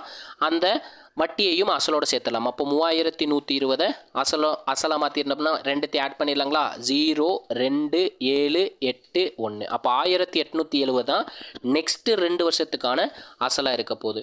அப்போ 100% அப்படின்றது பார்த்தீங்கன்னா 18,720 அப்படின்றதான் நமக்கான அசல். இதோட தனி வட்டி தான் கண்டுபிடிக்க போகிறோம் நெக்ஸ்ட்டு 2 வருஷம். ஏன்னா மொத்தம் 4 வருஷம் சொல்லியிருக்காங்க. ஃபஸ்ட்டு 2 வருஷத்தை அசலோட சேர்த்திட்டோம். நெக்ஸ்ட்டு 2 வருஷம் கண்டுபிடிக்க போகிறோம். அந்த 2 வருஷத்தோட வட்டி தான் எவ்வளோன்னு கேட்டிருக்காங்க. ஸோ 2 × 10 20% எவ்வளோ அப்படின்னு கண்டுபிடிக்க போகிறோம். ஸோ 2 0வையும் கட் பண்ணி விட்டுறேன். இது அப்படியே 2ஆல் மல்டிப்ளை பண்ணலாம். 2 × 2 4, 2 × 7 14க்கு 4 பேலன்ஸ் 1, 2 × 8 16, 16 + 1 17க்கு 7 பேலன்ஸ் 1, 1 × 2 2, 2 + 1 3. அப்போது 4ஆவது வருஷம் அவருக்கு எவ்வளோ வட்டி கிடச்சிருக்கும், 3,744 ரூபாய் என்பது வட்டியாக கிடச்சிருக்கும். ஸோ நோட் பண்ணி வச்சுக்கோங்க. சூப்பரான கான்செப்டில் கேட்டிருக்காங்க குரூப் 1ல். நமக்கான அடுத்த கேள்வி பார்த்துருவோங்க. இந்த கொஸ்டினில் என்ன கொடுத்துருக்காங்க பாருங்களேன். A1 B4 C3 D16 Z616ன்னு கொடுத்துருக்காங்க. அதாவது நல்லா நோட் பண்ணி பாருங்கள். இந்த 1 4 9 16 676லாம் என்ன நம்பர், ஸ்கொயர் நம்பர். ஓகேங்களா, ஸ்கொயர் நம்பர். 1 ஸ்கொயர்டோட வேல்யூ 1, 2 ஸ்கொயர்டோட வேல்யூ 4. அதுதான் நமக்கு பிக்கு சிக்கு இன்பிட்வீனில் கொடுத்துருக்காங்க. இதே மாதிரி நமக்கு என்ன கேட்குறாங்க, P மற்றும் Q ஆல் தொடரப்படும் எண்களின் மதிப்பு. அதாவது Pக்கு முன்னாடி ஒரு நம்பர் இருக்குது பார்த்தீங்களா, அதுதான் நம்ம Pயை தொடர்ந்து வந்திருக்கு. அதே மாதிரி Qக்கு முன்னாடி ஒரு நம்பர் இருக்குது பார்த்தீங்களா, அதுதான் நமக்கு Qவை தொடர்ந்து வந்திருக்கு. அப்போ Pக்கு முன்னாடி என்ன நம்பர் இருந்திருக்கும், Pங்கிறது பார்த்தீங்கன்னா 16. இதுக்கு முன்னாடி நம்பர் என்ன, 15ங்களா. அந்த 15 சிம்பிளாக ஸ்கொயர் பண்ணுங்கள், 225 அப்படின்றதான் தொடர்ந்து வந்திருக்க நம்பர். 225ங்கிறது Pயை Pயை தொடர்ந்து வரப்போகிற நம்பர். அதே மாதிரி Qக்கு முன்னாடி என்ன நம்பர் இருக்கும், Qக்கு முன்னாடி Pன்ற நம்பர் இருக்கும். Pங்கிறது பார்த்தீங்கன்னா 16. 16ஓட ஸ்கொயர் வேல்யூ தான் Qவை தொடர்ந்து வந்துட்டு இருக்கும். அப்போ 16ஓட ஸ்கொயர் வேல்யூ பார்த்தீங்கன்னா 256. இந்த 2 நம்பரோட மொத்த மதிப்புன்னு சொல்லியிருக்காங்க. மொத்த மதிப்புனா ஆட் பண்ணிடுங்க. 6 + 5 11க்கு 1 பேலன்ஸ் 1, 2 + 5 7, 7 + 1 8, 2 + 2 4. அப்போ 481 அப்படின்றதான் அதோட மொத்த மதிப்பு. அதாவது PQ அப்படின்ற 2 நம்பர் இருக்குது. இது 16, இது 17. அப்போது பிக்கு முன்னாடி என்ன நம்பர் இருக்குது, 16ன்ற நம்பர் இருக்கா, அதை ஸ்கொயர் பண்ணி தான் இன் பிட்வீனில் எழுதியிருப்பாங்க. அப்போ பிக்கு முன்னாடி என்ன லெட்டர், ஓன்ற லெட்டர் இருக்குது, அது 15. அதை ஸ்கொயர் பண்ணி தான் நமக்கு ஓக்கும் பிக்கு இடையில எழுதியிருப்பாங்க. ஓகேங்களா. ஏங்கிறது ஃபஸ்ட்டு, பிங்கிறது 2. அதை தான் இந்த 1 இருக்குது பார்த்தீங்களா, இதை ஸ்கொயர் பண்ணி தான் சென்டரில் எழுதியிருக்காங்க. அப்போது 15 ஸ்கொயர் பண்ணால் 225, 16 ஸ்கொயர் பண்ணால் 256. இந்த ரெண்டு நம்பர் ஆட் பண்ணிங்கன்னா 481 அப்படின்றது கிடைக்கும். ஓகேங்களா, ரொம்பவே சிம்பிள் தான், நோட் பண்ணி வச்சுக்கோங்க. இதே மாதிரி 3 எக்ஸாம்லேயும் கடந்த குரூப் 4லையும் கேட்டிருக்காங்க, குரூப் 2வில் கேட்டிருக்காங்க, குரூப் 1லையும் இதே சீரீஸ் வச்சு நமக்கு கொஷின் கேட்டுக்கிட்டு இருக்காங்க. ஸோ இந்த மாதிரி சீரீஸில் நெக்ஸ்ட்டு என்னென்ன கொஷின்ஸ் கிடைக்குதோ அதெல்லாம் எடுத்து சால்வ் பண்ணி பாருங்கள். நமக்கான அடுத்த கேள்வி பார்த்துருவோங்க. இந்த கொஷின் பார்த்தீங்கன்னா ஈஸியான கொஷின் தான். என்ன கொடுத்துருக்காங்க பாருங்கள். கீழே 4 கனசதுரங்கள் கொடுக்கப்பட்டுள்ளன. 3 என்ற எண்ணிற்கு எதிரே உள்ள பக்கத்தில் வரும் எண் என்னதுன்னு கேட்டிருக்காங்க. 3ன்ற நம்பர் பார்த்தீங்கன்னா இங்கே இருக்குது. அதோட சைடில் இருக்க பக்கத்தில் இருக்க நம்பர், அதோட பக்கம் அட்ஜசன்ட் சைடில் என்ன நம்பர் இருக்குது, 65. இதே 65 வேறு எந்த நம்பராவது இருக்கான்னு பாருங்கள் அட்ஜசன்ட்டில். ஸோ 65 அப்படின்றது ஃபஸ்ட்டு டயக்ராம்லேயே இருக்குது. ஸோ 3யோட ஆப்போசிட் பார்த்தீங்கன்னா அப்போ 4 என்பது தான் இந்த கொஷினுக்கான ஆன்சர். ஓகேங்களா, 4ன்றதான் இந்த கொஷினுக்கான ஆன்சர். ஓகேங்களா, நமக்கான அடுத்த கேள்வி பார்த்துருவோங்க. இந்த கொஷினில் என்ன கொடுத்துருக்காங்க பாருங்கள். ஒவ்வொரு டேமாக சால்வ் பண்ணிடலாம். 6 டிவைடட் பை 5 மைனஸ் 5/3 கொடுத்துருக்காங்க. மேலே 6 இருக்குது, டிவைடட் பை 5 மைனஸ் 5/3 அப்படின்றது பார்த்தீங்களா. இந்த 3 அப்படியே கிராஸில் மல்டிப்ளை பண்ணால் 3 × 5 15. 15லேருந்து 5 மைனஸ் பண்ணால் 10ன்னு கிடைக்கும். டினாமினேட்டரில் நமக்கு 3 இருக்குது. அப்போ 6 டிவைடட் பை 10 அப்படின்னு கிடைக்கும். இந்த டேமை வச்சுக்கோங்க. 6 டிவைடட் பை 10ங்கிறது ஃபஸ்ட்டு டேம். ஓகேங்களா, நடுவில் டிவைடட் பை சிம்பிள் கொடுத்துருக்காங்க. ஓகேங்களா, டிவைடட் பை சிம்பிள் கொடுத்துருக்காங்க. நெக்ஸ்ட் என்ன கொடுத்துருக்காங்க, 4 மைனஸ் 2 டிவைடட் பை 4 மைனஸ் 1/2ன்னு கொடுத்துருக்காங்க. இந்த டேமை சால்வ் பண்ணுறேன். இங்கே இருக்க 4 2ஆல் மல்டிப்ளை பண்ணால் 8, 8லேருந்து 1 மைனஸ் பண்ணால் 7/2 அப்படின்றதான் இந்த டேமோட வேல்யூ. ஓகேங்களா, அப்போ இதை வச்சுக்கிறேன். நெக்ஸ்ட் என்ன கிடச்சிருக்கு நமக்கு, 4 மைனஸ் 2 டிவைடட் பை 7/2 இருக்குது. இந்த 7/2 அப்படியே கிராஸில் மல்டிப்ளை பண்ணுறேன். மல்டிப்ளை பண்ணால் என்ன கிடைக்கும், 4 × 7/2 whole divided by minus 2 divided by 7/2 அப்படின்னு இருக்குது. 2ஆல் அடிக்கிற 1 2 2, 2 × 2 14. ஓகேங்களா, சரி 2 × 2 4. இப்போ 2யும் 7ஐயும் மல்டிப்ளை பண்ணால் 14 அப்படின்றது கிடைக்கும். இந்த 14லேருந்து 2 மைனஸ் பண்ணால் 12 அப்படின்றது கிடைக்கும். ஸோ 12 டிவைடட் பை 7/2 அப்படின்றதான் மேலே இருக்க டேமோட வேல்யூ. ஓகேங்களா, மேலே இருக்க டேமோட வேல்யூ 14/2 அப்படின்றது கிடச்சிருக்கு சார். ஓகேங்களா, 12/2 அப்படின்றது 12 டிவைடட் பை 7/2 அப்படின்றது கிடச்சிருக்கு. கீழே இருக்க டேமை சிம்ப்ளை பண்ணலாங்க. 5 மைனஸ் 3/2 இருக்குது. இது அப்படியே மல்டிப்ளை பண்ணால் 5 × 2 10, 10லேருந்து 3 மைனஸ் பண்ணால் 7/2 அப்படின்றது கிடைக்கும். கரெக்டுங்களா. அப்போ மேலே இருக்க டேம் என்ன, மேலே இருக்க டேம் பார்த்தீங்கன்னா 12 divided by 7/2 whole divided by 7/2 இருக்குது பார்த்தீங்களா. இந்த அப்படியே இந்த 7/2 இருக்குது பார்த்தீங்களா, இது அப்படியே மல்டிப்ளிகேஷனில் 7/2ஓட சேர்ந்துருங்க. அப்போ 12 டிவைடட் பை 7/2 × 7/2. இந்த 2 × 2 4 வந்து அப்படியே மேலே போயிடும். அப்போ 12 × 4 டிவைடட் பை 7 × 7 49. அப்போ இந்த ஹோல் டேமோட வேல்யூ என்னன்னு பார்த்தீங்கன்னா, இந்த டிவிஷனுக்கு அப்புறம் இருக்க டேமோட வேல்யூ பார்த்தீங்கன்னா 12 × 4 டிவைடட் பை 49. ஓகேங்களா, நோட் பண்ணி வச்சுக்கோங்க. 12 × 4/49. முன்னாடி டிவிஷன் சிம்பிள் இருக்குது. அதுக்கு முன்னாடி நம்ம என்ன நம்பர் கண்டுபிடிச்சிருந்தோம், 18 டிவைடட் பை 10. அதாவது அந்த மேலே 3ன்ற நம்பர் போயிட்டுன்னா 6 × 3 18 டிவைடட் பை 10ன்ற நம்பர் இருக்கும். மைனஸ் இந்த டேம் இருக்குது பார்த்தீங்களா, இதை சால்வ் பண்ணுறீங்க. ஃபஸ்ட் என்ன சால்வ் பண்ணணும், ப்ராக்கெட் தான் சால்வ் பண்ணணும். 6 டிவைடட் பை 9 ப்ளஸ் 2/3 இல்லைன்னா ஆஃப்னு அர்த்தங்க. ஆஃப்னா இல்லைன்னு அர்த்தம், இல்லைன்னா ஆஃப்னு அர்த்தம். ஸோ மல்டிப்ளிகேஷன் போட்டுருங்க. × 1/2. ஃபஸ்ட்டு ஆர்டர் படி இல்லை தான் சால்வ் பண்ணணும். ஸோ 2 கட் பண்ணிட்டோம்னா 1/3 அப்படின்ற டேம் இருக்குது. இந்த 6/9 எப்படி சிம்ப்ளை பண்ணலாம், 2 × 3 6, 3 × 3 9. அப்போ என்ன கிடச்சிருக்கு, 2/3 ப்ளஸ் 1/3 அப்படின்ற டேம் கிடச்சிருக்கு. டினாமினேட்டர் சேமாக இருந்தால் நியூமரேட்டரை கூட்டிடலாம். 3 + 3ன்றது டினாமினேட்டரில் இருக்குது. 2 + 1 3. அப்போ 3 கட் பண்ணிட்டா நமக்கு இந்த ஹோல் டேமோட வேல்யூ 1ன்னு ஆயிரும். இங்கே அதை 1ஆல் மல்டிப்ளை பண்ணால் 1 வந்து 2/5ஆல் மல்டிப்ளை பண்ணால் 2/5 அப்படின்றதான் கிடைக்க போகுது. அப்போ நமக்கு என்ன பேலன்ஸ் கிடச்சிருக்கு, 18 divided by 10 divided by 12 × 4/49 minus 2/5 அப்படின்றது இருக்குது. இந்த ஹோல் டேமோட வேல்யூ 1ஆக மாறிடுச்சு. ஓகேங்களா, இந்த டிவிஷன் இருக்குது பார்த்தீங்களா, இது அப்படியே தலையில் மாற்றினா டிவிஷனாக மாறிடும். அதுக்கு முன்னாடி இதை சிம்ப்ளை பண்ணிடுறேன். 9 × 2 18, 5 × 2 10. ஓகேங்களா, 9 × 2 18, 5/5 9/5ன்னு கிடச்சிருக்கு. அப்போ 9/5 இன்ட்டு 49 டிவைடட் பை 12 இன்ட்டு 4 அப்படின்னு மாறிடும். -2/5 அப்படின்றது இருக்கும். ஓகேங்களா, 3ஆல் அடிக்கிறேன். 3 × 3 9, 4 × 3 12. அப்போது மேலே இருக்க நம்பரை மல்டிப்ளை பண்ணிடலாங்களா? 3ஐயும் 49ஐயும் மல்டிப்ளை பண்ணோம். கீழே வந்து 5 × 4 20, 20 × 4 80. அப்போ பேலன்ஸ் என்ன இருக்குது? 3 × 49 டிவைடட் பை 5 × 4 × 4 இருக்குது, -2/5. 3ஐயும் 49 மல்டிப்ளை பண்ணுங்கள். 3 50ஆல் மல்டிப்ளை பண்ணால் 150, அதுலேருந்து ஒரு 3 மைனஸ் பண்ணால் 147. 4 × 5 20, 20 × 5 80ன்னு கிடைக்கும், -2/5. ஓகேங்களா, இப்போ 80க்கும் 5க்கு எல்சிஎம் என்ன எடுத்துக்கலாம்? 80னே எடுத்துக்கலாம். ஸோ 147/80 இருக்குது, -2/5 இருக்குது. எல்சிஎம் பார்த்தீங்கன்னா 180, எல்சிஎம் பார்த்தீங்கன்னா 80. எல்சிஎம் பார்த்தீங்கன்னா 80. 80 இருக்க நம்பரை 1ஆல் மல்டிப்ளை பண்ணால் 80ன்னு மாறும். அதே நம்பரில் மேலே மல்டிப்ளை பண்ணால் 1 × 147 147 மைனஸ் 5 வந்து 16ஆல் மல்டிப்ளை பண்ணும்போது 80ன்னு கிடைக்கும். அதே நம்பரால் மேலே மல்டிப்ளை பண்ணால் 2 × 16 32. அப்போ 147லேருந்து 32 மைனஸ் பண்ணோம். 7லேருந்து 2 மைனஸ் பண்ணால் 5, 4லேருந்து 3 மைனஸ் பண்ணால் 1 அப்படியே வந்துடும். அதை வந்து 80ஆல் டிவைட் பண்ண போகிறோம். 2 × 5 10, 3 × 5 15, 16 × 5 80. அப்போ நமக்கு என்ன கிடச்சிருக்கு பாருங்கள், 23/16 அப்படின்றது கிடச்சிருக்கு. 23/16. 23ல் எத்தனை 16 இருக்குது? ஒரே ஒரு 16 தான் இருக்குது. 23ல் 16 போச்சுன்னா பேலன்ஸ் 7 அப்படின்றது கிடைக்கும்.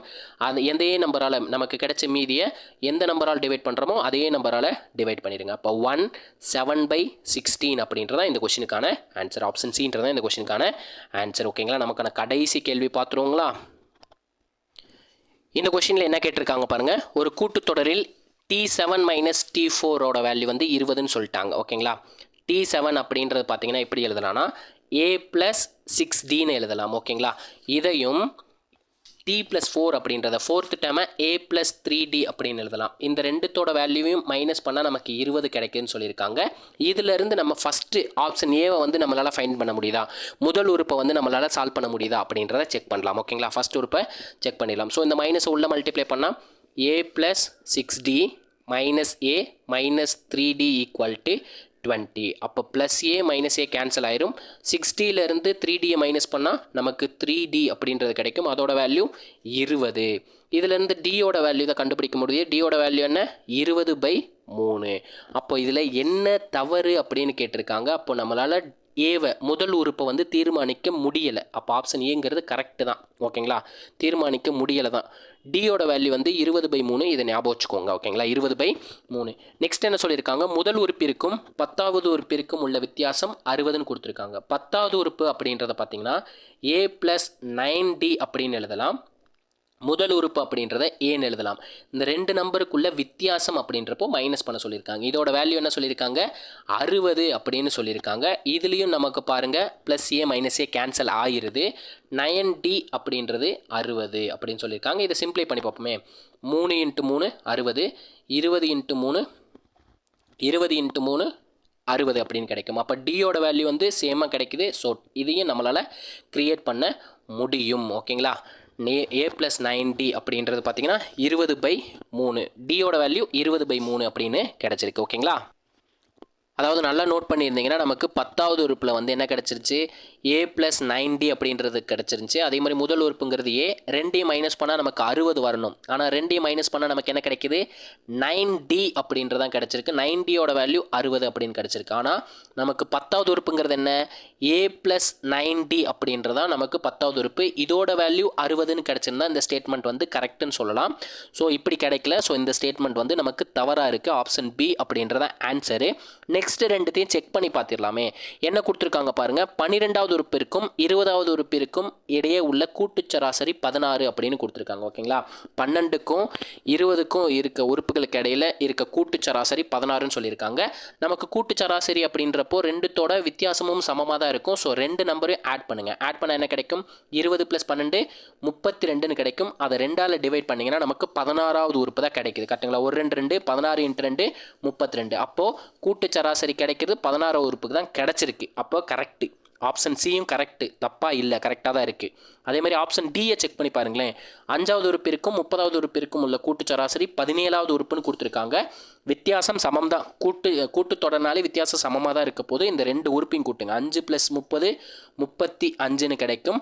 ஸோ 2ஆல் டிவைட் பண்ணுறோம். ஏன்னா வித்தியாசம் சமமாக இருக்கிறப்போ கொடுத்துருக்க நம்பருக்கு நம்ம ஃபஸ்ட் நம்பரையும் லாஸ்ட் நம்பரையும் ஆட் பண்ணி 2ஆல் டிவைட் பண்ணாலே ஆவரேஜ் கிடச்சிரும். 17 × 2 34, 17.5 அப்படின்னு கிடைக்குது. அப்போ 17வது உறுப்பும் கிடைக்குது, அப்ராக்சிமேட்டாக நமக்கு கிடைச்சிருக்கு. ஆனால் நமக்கு ஆப்ஷன் பியை சால்வ் பண்ணுறப்போ நமக்கு 60 அப்படின்றது கிடைக்கல. ஸோ இந்த கொஷினுக்கான ஆன்சர் அப்படின்றது பார்த்தீங்கன்னா பி அப்படின்றதான் இந்த கொஷினுக்கான ஆன்சர். நோட் பண்ணிக்கோங்க. ஆப்ஷன் பீன்றதான் இந்த கொஷினுக்கான கரெக்டான ஆன்சர். அவங்க கேட்டது எது தவறானதுன்னு கேட்டிருக்காங்க. மீதி 3 ஸ்டேட்மெண்ட்டும் நமக்கு கரெக்டாக இருக்குது. 17 அப்படின்றது நமக்கு ஆல்மோஸ்ட் கிடைக்குது.